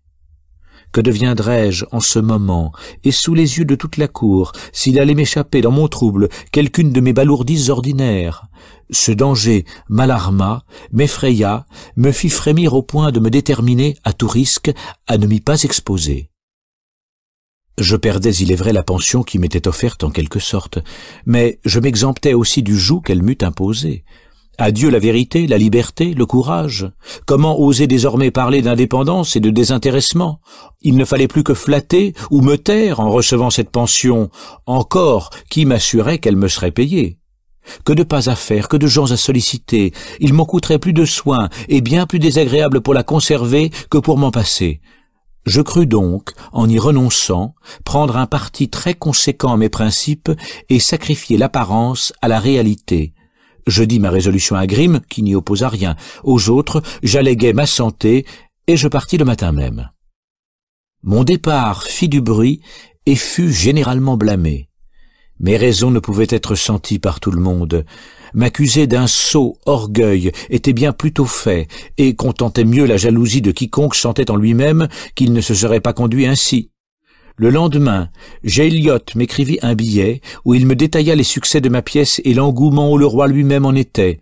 Toute la journée, me marquait-il, Sa Majesté ne cesse de chanter, avec la voix la plus fausse de son royaume, « J'ai perdu mon serviteur, j'ai perdu tout mon bonheur ». Il ajoutait que dans la quinzaine, on devait donner une seconde représentation du devin qui constaterait aux yeux de tout le public le plein succès de la première. 2 jours après, comme j'entrais le soir sur les 9 heures chez Madame d'Épinay où j'allais souper, je me vis croisé par un fiacre à la porte. Quelqu'un qui était dans ce fiacre me fit signe d'y monter. J'y monte. C'était Diderot. Il me parla de la pension avec un feu que, sur pareil sujet, je n'aurais pas attendu d'un philosophe. Il ne me fit pas un crime de n'avoir pas voulu être présenté au roi, mais il m'en fit un terrible de mon indifférence pour la pension.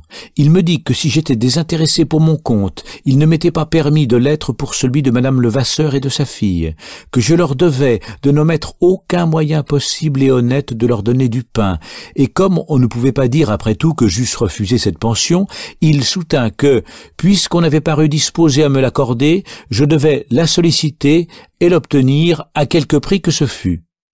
Quoique je fusse touché de son zèle, je ne pus goûter ses maximes, et nous eûmes à ce sujet une dispute très vive, la première que j'ai eue avec lui, et nous n'en avons jamais eu que de cette espèce, lui me prescrivant ce qu'il prétendait que je devais faire, et moi m'en défendant parce que je croyais ne le devoir pas. Il était tard quand nous nous quittâmes. Je voulus le mener souper chez Madame d'Épinay, il ne le voulut point, et quelque effort que le désir d'unir tous ceux que j'aime m'ait fait faire en divertant pour l'engager à la voir, jusqu'à la mener à sa porte qu'il nous tint fermée, il s'en est toujours défendu, ne parlant d'elle qu'en termes très méprisants. Ce ne fut qu'après ma brouillerie avec elle et avec lui qu'ils se lièrent et qu'il commença d'en parler avec honneur. Depuis lors, Diderot et Grimm semblèrent prendre à tâche d'aliéner de moi les gouverneuses, leur faisant entendre que si elles n'étaient pas plus à leur aise, c'était mauvaise volonté de ma part et qu'elles ne feraient jamais rien avec moi. Ils tâchaient de les engager à me quitter, leur promettant un regras de sel, un bureau de tabac et je ne sais quoi encore par le crédit de Madame d'Épinay.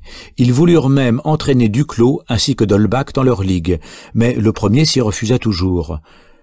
J'eus alors quelques vents de tout ce manège, mais je ne l'appris bien distinctement que longtemps après, et j'eus souvent à déplorer le zèle aveugle et peu discret de mes amis, qui, cherchant à me réduire, incommodé comme j'étais à la plus triste solitude, travaillaient dans leur idée à me rendre heureux par les moyens les plus propres en effet à me rendre misérable. Le carnaval suivant, 1753, le devin fut joué à Paris, et j'eus le temps dans cet intervalle d'en faire l'ouverture et le divertissement. Ce divertissement, tel qu'il est gravé, devait être en action d'un bout à l'autre et dans un sujet suivi qui, selon moi, fournissait des tableaux très agréables. Mais quand je proposai cette idée à l'opéra, on ne m'entendit seulement pas, et il fallut coudre des chants et des danses à l'ordinaire. Cela fit que ce divertissement, quoique plein d'idées charmantes, qui ne déparent point les scènes, réussit très médiocrement. J'ôtai le récitatif de Gelliot, et je rétablis le mien, tel que je l'avais fait d'abord et qu'il est gravé, et ce récitatif un peu francisé, je l'avoue, c'est-à-dire traîné par les acteurs, loin de choquer personne, n'a pas moins réussi que les airs et apparu, même au public, tout aussi bien fait pour le moins. Je dédiai ma pièce à M. Duclos, qui l'avait protégée, et je déclarai que ce serait ma seule dédicace.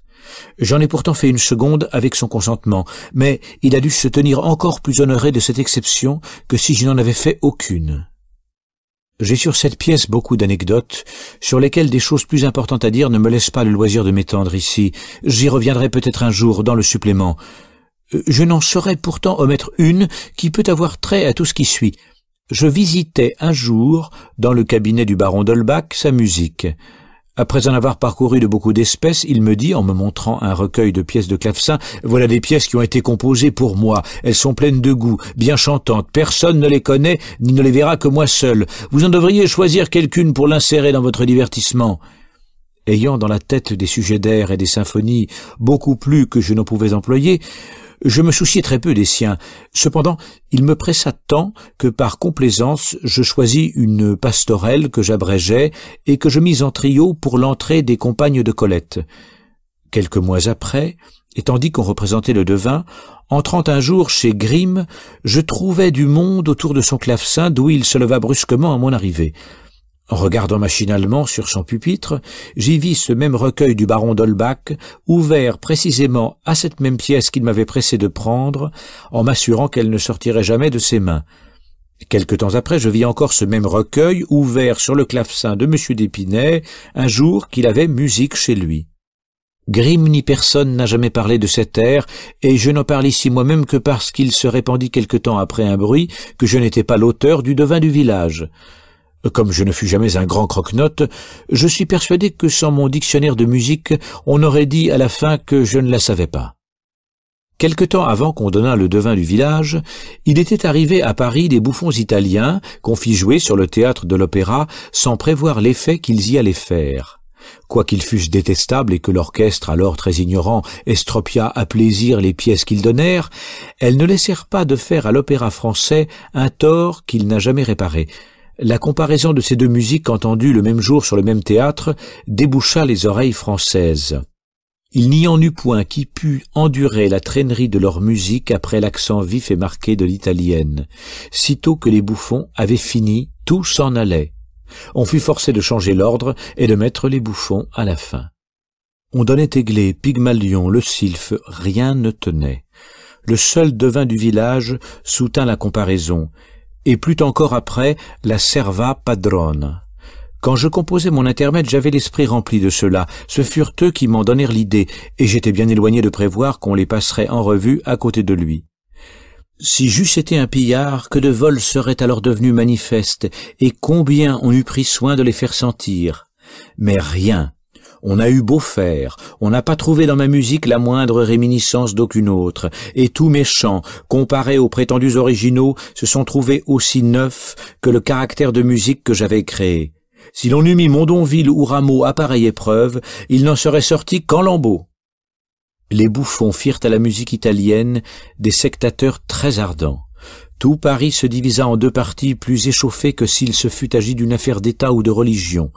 L'un plus puissant, plus nombreux, composé des grands, des riches et des femmes, soutenait la musique française. L'autre, plus vif, plus fier, plus enthousiaste, était composé des vrais connaisseurs, des gens à talent, des hommes de génie. Son petit peloton se rassemblait à l'opéra sous la loge de la reine. L'autre partie remplissait tout le reste du parterre et de la salle. Mais son foyer principal était sous la loge du roi. Voilà d'où vinrent ces noms de parties célèbres dans ce temps-là de coin du roi et de coin de la reine. La dispute en s'animant produisit des brochures. Le coin du roi voulut plaisanter. Il fut moqué par le petit prophète. Il voulut se mêler de raisonner. Il fut écrasé par la lettre sur la musique française. Ces deux petits écrits, l'un de Grimm et l'autre de moi, sont les seuls qui survivent à cette querelle. Tous les autres sont déjà morts. Mais le petit prophète, qu'on s'obstina longtemps à m'attribuer malgré moi, fut pris en plaisanterie et ne fit pas la moindre peine à son auteur, au lieu que la lettre sur la musique fut prise au sérieux et souleva contre moi toute la nation, qui se crut offensée dans sa musique. La description de l'incroyable effet de cette brochure serait digne de la plume de Tacite. C'était le temps de la grande querelle du Parlement et du clergé. Le Parlement venait d'être exilé. La fermentation était au comble. Tout menaçait d'un prochain soulèvement. La brochure parut. À l'instant, toutes les autres querelles furent oubliées. On ne songea qu'au péril de la musique française, et il n'y eut plus de soulèvement que contre moi. Il fut tel que la nation n'en est jamais bien revenue. À la cour, on ne balançait qu'entre la Bastille et l'exil, et la lettre de cachet allait être expédiée si M. de Voyer n'en eût fait sentir le ridicule. Quand on lira que cette brochure a peut-être empêché une révolution dans l'État, on croira rêver. C'est pourtant une vérité bien réelle, que tout Paris peut encore attester, puisqu'il n'y a pas aujourd'hui plus de 15 ans de cette singulière anecdote. Si l'on n'attenta pas à ma liberté, l'on ne m'épargna pas du moins les insultes. Ma vie même fut en danger. L'orchestre de l'opéra fit l'honnête complot de m'assassiner quand j'en sortirais. On me le dit, je n'en fus que plus assidu à l'opéra, et je ne sus que longtemps après que M. Ancelet, officier des mousquetaires, qui avait de l'amitié pour moi, avait détourné l'effet du complot en me faisant escorter, à mon insu, à la sortie du spectacle. La ville venait d'avoir la direction de l'opéra. Le premier exploit du prévôt des marchands fut de me faire ôter mes entrées, et cela de la façon la plus malhonnête qu'il fût possible, c'est-à-dire en me les faisant refuser publiquement à mon passage, de sorte que je fus obligé de prendre un billet d'amphithéâtre pour n'avoir pas l'affront de m'en retourner ce jour-là. L'injustice était d'autant plus criante que le seul prix que j'avais mis à ma pièce en la leur cédant était mes entrées à perpétuité, car quoique ce fût un droit pour tous les auteurs et que j'eusse ce droit à double titre, je ne laissais pas de le stipuler expressément en présence de M. Duclos. Il est vrai qu'on m'envoya pour mes honoraires par le caissier de l'opéra 50 louis que je n'avais pas demandé, mais outre que ces 50 louis ne faisaient pas même la somme qui me revenait dans les règles, ce paiement n'avait rien de commun avec le droit d'entrée formellement stipulé et qui en était entièrement indépendant. Il y avait dans ce procédé une telle complication d'iniquité et de brutalité que le public, alors dans sa plus grande animosité contre moi, ne laissa pas d'en être unanimement choqué, et tel qui m'avait insulté la veille criait le lendemain tout haut dans la salle qu'il était honteux d'ôter ainsi les entrées à un auteur qui les avait si bien méritées et qui pouvait même les réclamer pour deux.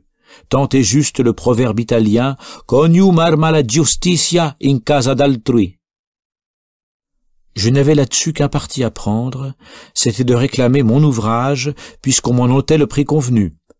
J'écrivis pour cet effet à M. d'Argenson, qui avait le département de l'opéra, et je joignis à ma lettre un mémoire qui était sans réplique, et qui demeura sans réponse et sans effet, ainsi que ma lettre. Le silence de cet homme injuste me resta sur le cœur et ne contribua pas à augmenter l'estime très médiocre que j'eus toujours pour son caractère et pour ses talents. C'est ainsi qu'on a gardé ma pièce à l'opéra, en me frustrant du prix pour lequel je l'avais cédée. Du faible au fort, ce serait voler. Du fort au faible, c'est seulement s'approprier le bien d'autrui. Quant au produit pécuniaire de cet ouvrage, quoiqu'il ne m'ait pas rapporté le quart de ce qu'il aurait rapporté dans les mains d'un autre, il ne laissa pas d'être assez grand pour me mettre en état de subsister plusieurs années et suppléer à la copie qui allait toujours assez mal. J'eus 100 louis du roi, 50 de Madame de Pompadour pour la représentation de Bellevue, où elle fit elle-même le rôle de Colin, 50 de l'opéra et 500 francs de Pissot pour la gravure. En sorte que cet intermède, qui ne me coûta que 5 ou 6 semaines de travail, me rapporta presque autant d'argent, malgré mon malheur et ma balourdise, que m'en a rapporté depuis les 1000 qui m'avaient coûté 20 ans de méditation et 3 ans de travail. Mais je payai bien l'aisance pécuniaire où me mit cette pièce par les chagrins infinis qu'elle m'attira. Elle fut le germe des secrètes jalousies qui n'ont éclaté que longtemps après. Depuis son succès, je ne remarquai plus ni dans Grimm, ni dans Diderot, ni dans presque aucun des gens de lettres de ma connaissance, cette cordialité, cette franchise, ce plaisir de me voir que j'avais cru trouver en eux jusqu'alors. Dès que je paraissais chez le baron, la conversation cessait d'être générale. On se rassemblait par petits pelotons, on se chuchotait à l'oreille, et je restais seul, sans savoir à qui parler. J'endurais longtemps ce choquant abandon, et voyant que Madame d'Holbach, qui était douce et aimable, me recevait toujours bien, je supportais les grossièretés de son mari tant qu'elles furent supportables. Mais un jour, il m'entreprit sans sujet, sans prétexte, et avec une telle brutalité, devant Diderot, qui ne dit pas un mot, et devant Margency, qui m'a dit souvent depuis lors avoir admiré la douceur et la modération de mes réponses, qu'enfin, chassé de chez lui par ce traitement indigne, je sortis, résolu de n'y plus rentrer. Cela ne m'empêcha pas de parler toujours honorablement de lui et de sa maison, tandis qu'il ne s'exprimait jamais sur mon compte qu'en termes outrageants, méprisants, sans me désigner autrement que par ce petit cuistre, et sans pouvoir cependant articuler aucun tort d'aucune espèce que j'ai eu jamais avec lui ni avec personne à qui il prit intérêt. Voilà comment il finit par vérifier mes prédictions et mes craintes. Pour moi, je crois que mes 10 amis m'auraient pardonné de faire des livres, et d'excellents livres, parce que cette gloire ne leur était pas étrangère, mais qu'ils ne purent me pardonner d'avoir fait un opéra, ni les succès brillants qu'eut cet ouvrage, parce qu'aucun d'eux n'était en état de courir la même carrière, ni d'aspirer aux mêmes honneurs. Duclos, seul, au-dessus de cette jalousie, parut même augmenter d'amitié pour moi, et m'introduisit chez mademoiselle Quinault, où je trouvais autant d'attention, d'honnêteté, de caresses, que j'avais peu trouvé tout cela chez monsieur d'Holbach. Tandis qu'on jouait le devin du village à l'opéra, il était aussi question de son auteur à la Comédie Française, mais un peu moins heureusement. N'ayant pu, dans 7 ou 8 ans, faire jouer mon Narcisse aux Italiens, je m'étais dégoûté de ce théâtre par le mauvais jeu des acteurs dans le français, et j'aurais bien voulu avoir fait passer ma pièce au français plutôt que chez eux. Je parlais de ce désir au comédien Lanoux, avec lequel j'avais fait connaissance et qui, comme on sait, était homme de mérite et auteur. Narcisse lui plut, il se chargea de le faire jouer anonyme, et en attendant il me procura les entrées, qui me furent d'un grand agrément, car j'ai toujours préféré le théâtre français aux 2 autres. La pièce fut reçue avec applaudissements et représentée sans qu'on en nommât l'auteur, mais j'ai lieu de croire que les comédiens et bien d'autres ne l'ignoraient pas. Les demoiselles Gaussin et Grandval jouaient les rôles d'amoureuses, et quoique l'intelligence du tout fût manquée à mon avis, on ne pouvait pas appeler cela une pièce absolument mal jouée. Toutefois, je fus surpris et touché de l'indulgence du public qui eut la patience de l'entendre tranquillement d'un bout à l'autre et d'en souffrir même une seconde représentation sans donner le moindre signe d'impatience. Pour moi, je m'ennuyais tellement à la première que je ne pus tenir jusqu'à la fin et, sortant du spectacle, j'entrai au café de Procope où je trouvai Boissy et quelques autres qui probablement s'étaient ennuyés comme moi. Là, je dis hautement mon peccavit, m'avouant humblement ou fièrement l'auteur de la pièce et en parlant comme tout le monde en pensait. Cet aveu public de l'auteur d'une mauvaise pièce qui tombe fut fort admiré et me parut très peu pénible. J'y trouvai même un dédommagement d'amour-propre dans le courage avec lequel il fut fait, et je crois qu'il y eut en cette occasion plus d'orgueil à parler qu'il n'y aurait eu de sotte honte à se taire. Cependant, comme il était sûr que la pièce, quoique glacée à la représentation, soutenait la lecture, je la fis imprimer, et dans la préface, qui est un de mes bons écrits, je commençai de mettre à découvert mes principes un peu plus que je n'avais fait jusqu'alors. J'eus bientôt occasion de les développer tout à fait dans un ouvrage de plus grande importance, car ce fut, je pense, en cette année 1753 que parut le programme de l'Académie de Dijon sur l'origine de l'inégalité parmi les hommes. Frappé de cette grande question, je fus surpris que cette académie eût osé la proposer, mais puisqu'elle avait eu ce courage, je pouvais bien avoir celui de la traiter, et je l'entrepris.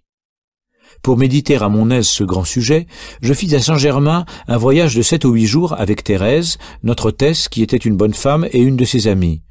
Je compte cette promenade pour une des plus agréables de ma vie. Il faisait très beau, ces bonnes femmes se chargèrent des soins et de la dépense, Thérèse s'amusait avec elles, et moi, sans souci de rien, je venais m'égayer sans gêne aux heures des repas. Tout le reste du jour, enfoncé dans la forêt, j'y cherchais, j'y trouvais l'image des premiers temps dont je traçais fièrement l'histoire. Je faisais main basse sur les petits mensonges des hommes, j'osais dévoiler à nu leur nature, suivre le progrès du temps et des choses qui l'ont défiguré, et comparant l'homme de l'homme avec l'homme naturel, leur montrer dans son perfectionnement prétendu la véritable source de ses misères. Mon âme, exaltée par ces contemplations sublimes, s'élevait auprès de la divinité, et voyant de là mes semblables suivre, dans l'aveugle route de leurs préjugés, celle de leurs erreurs, de leurs malheurs, de leurs crimes, je leur criais d'une faible voix qu'ils ne pouvaient entendre, « Insensés, qui vous plaignez sans cesse de la nature, apprenez que tous vos maux vous viennent de vous !» Dans la collection Lire audio classique, Les Confessions de Jean-Jacques Rousseau.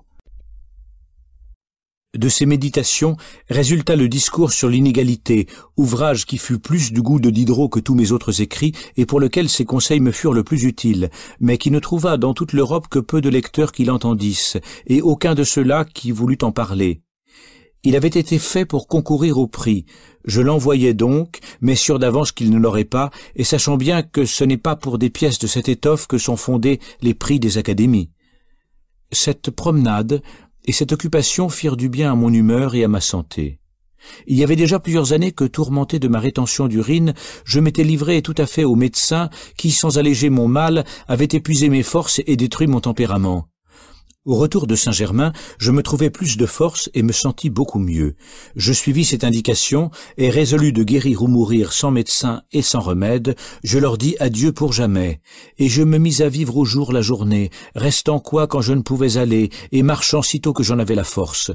Le train de Paris parmi les gens à prétention était si peu de mon goût, les cabales des gens de lettres, leurs honteuses querelles, leur peu de bonne foi dans leurs livres, leurs airs tranchants dans le monde, m'étaient si odieux, si antipathiques, je trouvais si peu de douceur, d'ouverture de cœur, de franchise dans le commerce même de mes amis, que, rebuté de cette vie tumultueuse, je commençais à soupirer ardemment après le séjour de la campagne, et, ne voyant pas que mon métier me permit de m'y établir, j'y courais du moins passer les heures que j'avais de libre.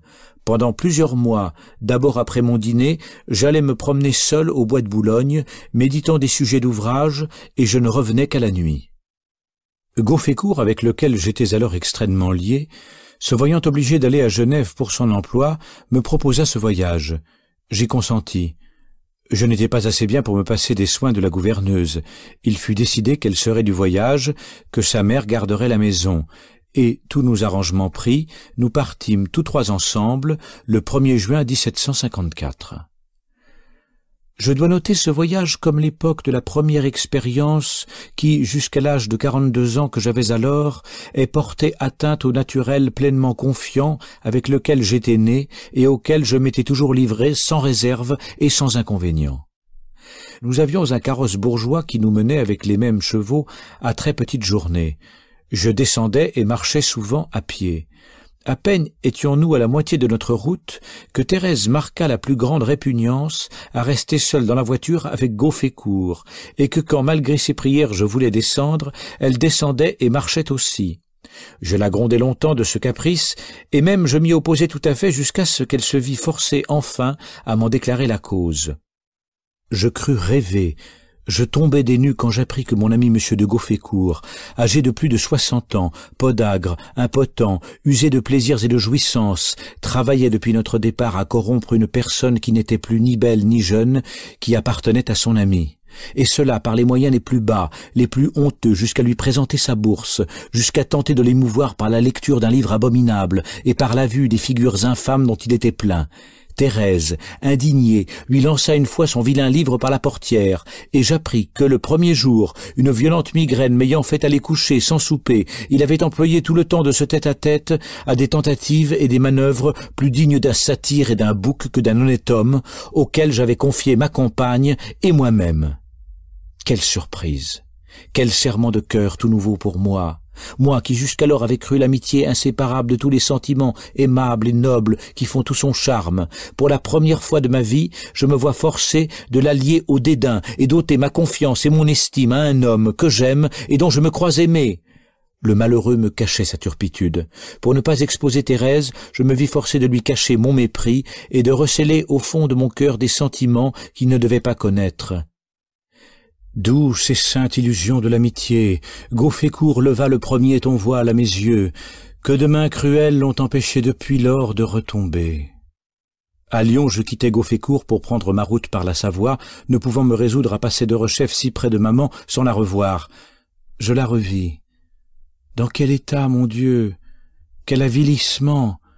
Que lui restait-il de sa vertu première? Était-ce la même Madame de Warens, jadis si brillante, à qui le curé Pontvert m'avait adressé? Que mon cœur fut navré. Je ne vis plus pour elle d'autre ressource que de se dépayser. Je lui réitérai vivement et vainement les instances que je lui avais faites plusieurs fois dans mes lettres de venir vivre paisiblement avec moi, qui voulais consacrer mes jours et ceux de Thérèse à rendre les siens heureux. Attachée à sa pension, dont cependant, quoique exactement payée, elle ne tirait plus rien depuis longtemps, elle ne m'écouta pas. Je lui fis encore quelques légères parts de ma bourse, bien moins que je n'aurais dû, bien moins que je n'aurais fait si je n'eusse été parfaitement sûr qu'elle n'en profiterait pas d'un sou. Durant mon séjour à Genève, elle fit un voyage en Chablais et vint me voir à Grange-Canal. Elle manquait d'argent pour achever son voyage. Je n'avais pas sur moi ce qu'il fallait pour cela. Je le lui envoyai 1 heure après par Thérèse. Pauvre maman, que je lis encore ce trait de son cœur. Il ne lui restait pour dernier bijou qu'une petite bague. Elle l'ôta de son doigt pour la mettre à celui de Thérèse, qui la remit à l'instant au sien en baisant cette noble main qu'elle arrosa de ses pleurs. Ah, c'était le moment d'acquitter ma dette. Il fallait tout quitter pour la suivre, m'attacher à elle jusqu'à sa dernière heure et partager son sort, quel qu'il fût. Je n'en fis rien. Distrait par un autre attachement, je sentis relâcher le mien pour elle, faute d'espoir de pouvoir le lui rendre utile. Je gémis sur elle et ne la suivis pas. De tous les remords que j'ai sentis en ma vie, voilà le plus vif et le plus permanent. Je méritais par là les châtiments terribles qui depuis lors n'ont cessé de m'accabler. Puisse-t-il avoir expié mon ingratitude? Elle fut dans ma conduite, mais elle a trop déchiré mon cœur pour que jamais ce cœur ait été celui d'un ingrat. Avant mon départ de Paris, j'avais esquissé la dédicace de mon discours sur l'inégalité. Je l'achevai à Chambéry, et la datais du même lieu, jugeant qu'il était mieux, pour éviter toute chicane, de ne la dater ni de France ni de Genève. Arrivé dans cette ville, je me livrai à l'enthousiasme républicain qui m'y avait amené. Cet enthousiasme augmenta par l'accueil que j'y reçus. Fêté, caressé dans tous les États, je me livrai tout entier aux zèles patriotiques, et honteux d'être exclu de mes droits de citoyen par la profession d'un autre culte que celui de mes pères, je résolus de reprendre ouvertement ce dernier. Je pensais que l'Évangile étant le même pour tous les chrétiens, et le fond du dogme n'étant différent qu'en ce qu'on se mêlait d'expliquer ce qu'on ne pouvait entendre, il appartenait en chaque pays au seul souverain de fixer et le culte et ce dogme inintelligible, et qu'il était par conséquent du devoir du citoyen d'admettre le dogme et de suivre le culte prescrit par la loi. La fréquentation des encyclopédistes, loin d'ébranler ma foi, l'avait affermie par mon aversion naturelle pour la dispute et pour les partis. L'étude de l'homme et de l'univers m'avait montré partout les causes finales et l'intelligence qui les dirigeait. La lecture de la Bible, et surtout de l'Évangile, à laquelle je m'appliquais depuis quelques années, m'avait fait mépriser les basses et sottes interprétations que donnaient à Jésus-Christ les gens les moins dignes de l'entendre. En un mot, la philosophie, en m'attachant à l'essentiel de la religion, m'avait détaché de ce fatras de petites formules dont les hommes l'ont offusqué. Jugeant qu'il n'y avait pas pour un homme raisonnable 2 manières d'être chrétien, je jugeais aussi que tout ce qui est forme et discipline était dans chaque pays du ressort des lois. De ce principe si sensé, si social, si pacifique, qui m'a attiré de si cruelles persécutions, et il s'ensuivait que, voulant être citoyen, je devais être protestant et rentrer dans le culte établi dans mon pays. Je m'y déterminai. Je me soumis même aux instructions du pasteur de la paroisse où je logeais, laquelle était hors de la ville. Je désirais seulement de n'être pas obligé de paraître en consistoire. L'édit ecclésiastique, cependant, y était formel. On voulut bien y déroger en ma faveur, et l'on nomma une commission de 5 ou 6 membres pour recevoir en particulier ma profession de foi. Malheureusement, le ministre Perdriau, homme aimable et doux avec qui j'étais lié, s'avisa de me dire qu'on se réjouissait de m'entendre parler dans cette petite assemblée. Cette attente m'effraya si fort qu'ayant étudié jour et nuit pendant 3 semaines un petit discours que j'avais préparé, je me troublai lorsqu'il fallut le réciter, au point de n'en pouvoir pas dire un seul mot, et je fis dans cette conférence le rôle du plus sot écolier. Les commissaires parlaient pour moi, je répondais bêtement oui et non. Ensuite, je fus admis à la communion et réintégré dans mes droits de citoyen. Je fus inscrit comme tel dans le rôle des gardes que payent les seuls citoyens et bourgeois, et j'assistais à un conseil général extraordinaire pour recevoir le serment du syndic Mussard. Je fus si touché des bontés que me témoignèrent en cette occasion le conseil, le consistoire, et des procédés obligeants et honnêtes de tous les magistrats, ministres et citoyens, que, pressé par le bonhomme de Luc qui m'obsédait sans cesse, et encore plus par mon propre penchant, je ne songeais à retourner à Paris que pour dissoudre mon ménage, mettre en règle mes petites affaires, placer madame Levasseur et son mari, ou pourvoir leur subsistance, et revenir avec Thérèse m'établir à Genève pour le reste de mes jours. Cette résolution prise, je fis trêve aux affaires sérieuses pour m'amuser avec mes amis jusqu'au temps de mon départ. De tous ces amusements, celui qui me plut davantage fut une promenade autour du lac que je fis en bateau avec Deluc père, sa bru, ses 2 fils et ma Thérèse. Nous mîmes 7 jours à cette tournée, par le plus beau temps du monde. J'en gardai le vif souvenir des sites qui m'avaient frappé à l'autre extrémité du lac et dont je fis la description quelques années après dans la Nouvelle Héloïse. Les principales liaisons que je fis à Genève, outre les 2 Luc dont j'ai parlé, furent le jeune ministre Verne que j'avais déjà connu à Paris et dont j'augurais mieux qu'il n'a valu dans la suite.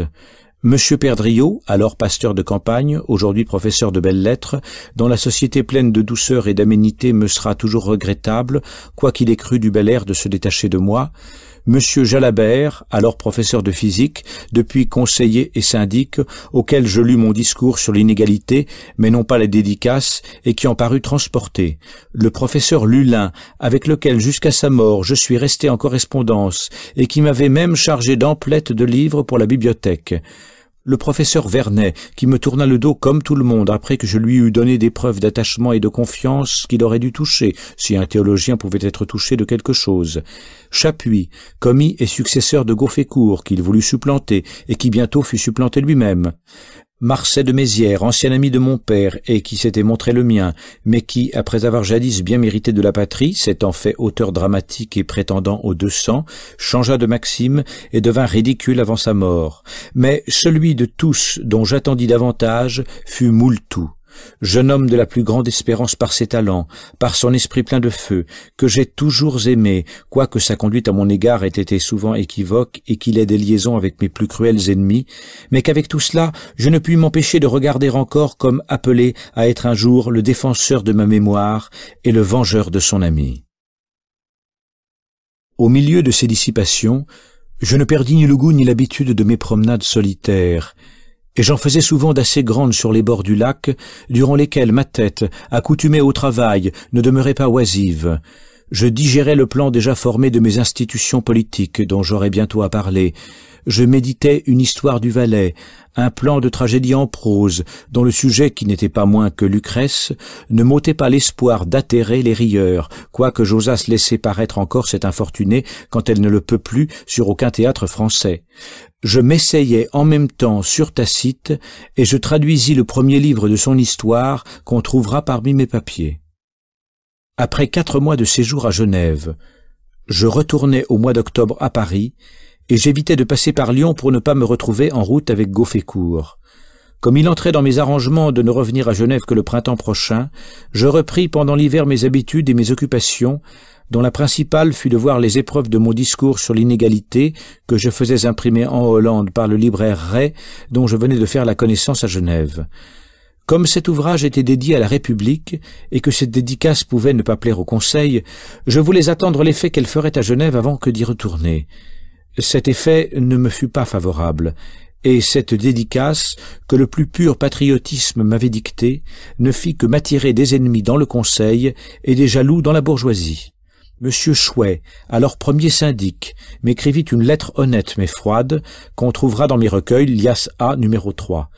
Je reçus des particuliers, entre autres de Deluc et de Jalabert, quelques compliments, et ce fut là tout. Je ne vis point qu'aucun genevois me sut un vrai gré du zèle de cœur qu'on sentait dans cet ouvrage. Cette indifférence scandalisa tous ceux qui la remarquèrent. Je me souviens que dînant un jour à Clichy chez madame Dupin, avec Crommelin, résident de la République, et avec monsieur de Méran, celui-ci dit en pleine table que le conseil me devait un présent et des honneurs publics pour cet ouvrage, et qu'il se déshonorait s'il y manquait. Crommelin, qui était un petit homme noir et bassement méchant, n'osa rien répondre en ma présence, mais il fit une grimace effroyable qui fit sourire madame Dupin. Le seul avantage que me procura cet ouvrage, outre celui d'avoir satisfait mon cœur, fut le titre de citoyen, qui me fut donné par mes amis, puis par le public, à leur exemple, et que j'ai perdu dans la suite pour l'avoir trop bien mérité.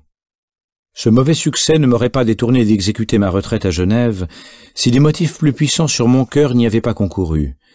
Monsieur d'Épinay, voulant ajouter une aile qui manquait au château de la Chevrette, faisait une dépense immense pour l'achever. Étant allé voir un jour avec madame d'Épinay ses ouvrages, nous poussâmes notre promenade un quart de lieue plus loin, jusqu'au réservoir des eaux du parc qui touchait la forêt de Montmorency et où était un joli potager, avec une petite loge fort délabrée qu'on appelait l'Ermitage. Ce lieu solitaire et très agréable m'avait frappé quand je le vis pour la première fois avant mon voyage à Genève. Il m'était échappé de dire dans mon transport « Ah, madame, quelle habitation délicieuse! Voilà un asile tout fait pour moi !» Madame d'Épinay ne releva pas beaucoup mon discours. Mais à ce second voyage, je fus tout surpris de trouver au lieu de la vieille masure une petite maison presque entièrement neuve, fort bien distribuée et très logeable pour un petit ménage de 3 personnes. Madame d'Épinay avait fait faire cet ouvrage en silence et à très peu de frais, en détachant quelques matériaux et quelques ouvriers de ceux du château. Au second voyage, elle me dit, en voyant ma surprise, « Mon ours, voilà votre asile, c'est vous qui l'avez choisi, c'est l'amitié qui vous l'offre, j'espère qu'elle vous ôtera la cruelle idée de vous éloigner de moi. » Je ne crois pas avoir été de mes jours plus vivement, plus délicieusement ému. Je mouillai de pleurs la main bienfaisante de mon ami, et si je ne fus pas vaincu dès cet instant même, je fus extrêmement ébranlé. Madame d'Épinay, qui ne voulait pas en avoir le démenti, devint si pressante, employa tant de moyens, tant de gens pour me circonvenir, jusqu'à gagner pour cela madame Levasseur et sa fille, qu'enfin elle triompha de mes résolutions. Renonçant au séjour de ma patrie, je résolus, je promis d'habiter l'Ermitage, et en attendant que le bâtiment fût sec, elle prit le soin d'en préparer les meubles, en sorte que tout fut prêt pour y entrer le printemps suivant. Une chose qui aida beaucoup à me déterminer fut l'établissement de Voltaire auprès de Genève. Je compris que cet homme y ferait révolution, que j'irais retrouver dans ma patrie le ton, les airs, les mœurs qui me chassaient de Paris, qu'il me faudrait batailler sans cesse, et que je n'aurais d'autre choix dans ma conduite que celui d'être un pédant insupportable ou un lâche et mauvais citoyen. La lettre que Voltaire m'écrivit sur mon dernier ouvrage me donna lieu d'insinuer mes craintes dans ma réponse. L'effet qu'elle produisit les confirma. Dès lors, je tins Genève perdue, et je ne me trompais pas. J'aurais dû peut-être aller faire tête à l'orage si je m'en étais senti le talent, mais qu'eussé-je fait seul, timide et parlant très mal, contre un homme arrogant, opulent, étayé du crédit des grands, d'une brillante faconde, et déjà l'idole des femmes et des jeunes gens? Je craignis d'exposer inutilement au péril mon courage. Je n'écoutais que mon naturel paisible, que mon amour du repos, qui, s'il me trompa, me trompe encore aujourd'hui sur le même article. En me retirant à Genève, j'aurais pu m'épargner de grands malheurs à moi-même, mais je doute qu'avec tout mon zèle ardent et patriotique, j'eusse fait rien de grand et d'utile pour mon pays. Tronchin, qui dans le même temps à peu près fut s'établir à Genève, vint quelque temps après à Paris faire le saltimbanque et en emporta des trésors. À son arrivée, il me vint voir avec le chevalier de Jaucourt. Madame d'Épinay souhaitait fort de le consulter en particulier, mais la presse n'était pas facile à percer. Elle eut recours à moi. J'engageai Tronchin à l'aller voir.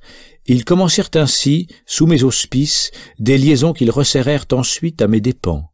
Telle a toujours été ma destinée. Sitôt que j'ai rapproché l'un de l'autre, 2 amis que j'avais séparément, ils n'ont jamais manqué de s'unir contre moi. quoique dans le complot que formaient dès lors les Tronchins d'asservir leur patrie, ils dussent tous me haïr mortellement, le docteur pourtant continua longtemps à me témoigner de la bienveillance. Il m'écrivit même après mon retour à Genève pour m'y proposer la place de bibliothécaire honoraire, mais mon parti était pris et cette offre ne m'ébranla pas. Je retournai dans ce temps-là chez M. d'Holbach. L'occasion en avait été la mort de sa femme, arrivée ainsi que celle de Madame Franqueuil durant mon séjour à Genève. Diderot, en me la marquant, me parla de la profonde affliction du mari. Sa douleur émut mon cœur. Je regrettais moi-même cette aimable femme. J'écrivis sur ce sujet à M. d'Holbach. Ce triste événement me fit oublier tous ses torts, et lorsque je fus de retour de Genève, et qu'il fut de retour lui-même d'un tour de France qu'il avait fait pour se distraire, avec Grimm et d'autres amis, j'allais le voir, et je continuais jusqu'à mon départ pour l'Ermitage. Quand on sut dans sa coterie que Madame d'Épinay, qu'il ne voyait point encore, m'y préparait un logement, les sarcasmes tombèrent sur moi comme la grêle. Fondés sur ce qu'ayant besoin de l'encens et des amusements de la ville, je ne soutiendrais pas la solitude seulement 15 jours. Sentant en moi ce qu'il en était, je laissai dire, et j'allai mon train. M. d'Holbach ne laissa pas de maître utile pour placer le vieux bonhomme Levasseur, qui avait plus de 80 ans, et dont sa femme, qui s'en sentait surchargée, ne cessait de me prier de la débarrasser. Il fut mis dans une maison de charité, où l'âge et le regret de se voir loin de sa famille le mirent au tombeau presque en arrivant. Sa femme et ses autres enfants le regrettèrent peu, mais Thérèse, qui l'aimait tendrement, n'a jamais pu se consoler de sa perte et d'avoir souffert que, si près de son terme, il alla loin d'elle achever ses jours. J'eus à peu près dans le même temps une visite à laquelle je ne m'attendais guère, quoique ce fût une bien ancienne connaissance. Je parle de mon ami Venture, qui vint me surprendre un beau matin lorsque je ne pensais à rien moins. Un autre homme était avec lui, qu'il me parut changé. Au lieu de ses anciennes grâces, je ne lui trouvais plus qu'un air crapuleux qui m'empêcha de m'épanouir avec lui. Ou mes yeux n'étaient plus les mêmes, ou la débauche avait abruti son esprit, ou tout son premier éclat tenait à celui de la jeunesse qu'il n'avait plus. Je le vis presque avec indifférence, et nous nous séparâmes assez froidement.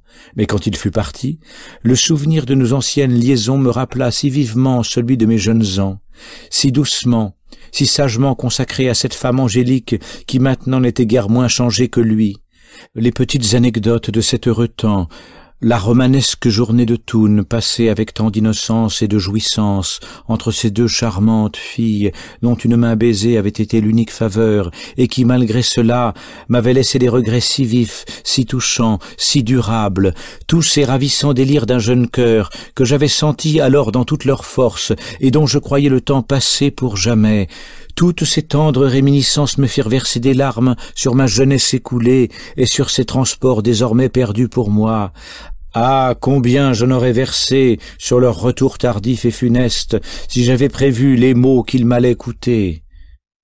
Avant de quitter Paris, j'eus durant l'hiver qui précéda ma retraite un plaisir bien selon mon cœur et que je goûtais dans toute sa pureté. Palissot, académicien de Nancy, connu par quelques drames, venait d'en donner un à Lunéville devant le roi de Pologne. Il crut apparemment faire sa cour en jouant dans ce drame un homme qui avait osé se mesurer avec le roi la plume à la main. Stanislas, qui était généreux et qui n'aimait pas la satire, fut indigné qu'on osât ainsi personnaliser en sa présence. Monsieur le comte de Tressan écrivit par l'ordre de ce prince à d'Alembert et à moi pour m'informer que l'intention de Sa Majesté était que le sieur Palissot fût chassé de son académie. Ma réponse fut une vive prière à monsieur de Tressan d'intercéder auprès du roi de Pologne pour obtenir la grâce du sieur Palissot. La grâce fut accordée, et monsieur de Tressan, en me le marquant au nom du roi, ajouta que ce fait serait inscrit sur les registres de l'Académie. Je répliquai que c'était moins accorder une grâce que perpétuer un châtiment. Enfin, j'obtins, à force d'instance, qu'il ne serait fait mention de rien dans les registres, et qu'il ne resterait aucune trace publique de cette affaire. Tout cela fut accompagné, tant de la part du roi que de celle de M. de Tressan, de témoignages d'estime et de considération dont je fus extrêmement flatté, et je sentis, en cette occasion, que l'estime des hommes qui en sont si dignes eux-mêmes produit dans l'âme un sentiment bien plus doux et plus noble que celui de la vanité.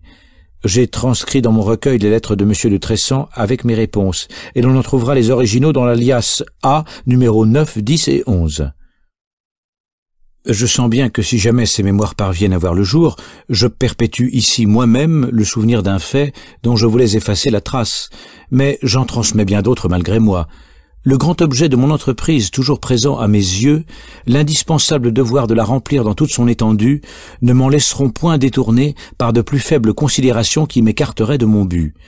Dans l'étrange, dans l'unique situation où je me trouve, je me dois trop à la vérité pour devoir rien de plus à autrui. Pour me bien connaître, il faut me connaître dans tous mes rapports, bons et mauvais. Mes confessions sont nécessairement liées avec celles de beaucoup de gens. Je fais les unes et les autres avec la même franchise en tout ce qui se rapporte à moi, ne croyant devoir à qui que ce soit plus de ménagement que je n'en ai pour moi-même, et voulant toutefois en avoir beaucoup plus. Je veux être toujours juste et vrai, dire d'autrui le bien tant qu'il me sera possible, ne dire jamais que le mal qui me regarde, écoutant que j'y suis forcé. Qui est-ce qui, dans l'état où l'on m'a mis, a droit d'exiger de moi davantage? Mes confessions ne sont point faites pour paraître de mon vivant, ni de celui des personnes intéressées. Si j'étais le maître de ma destinée et de celle de cet écrit, il ne verrait le jour que longtemps après ma mort et la leur.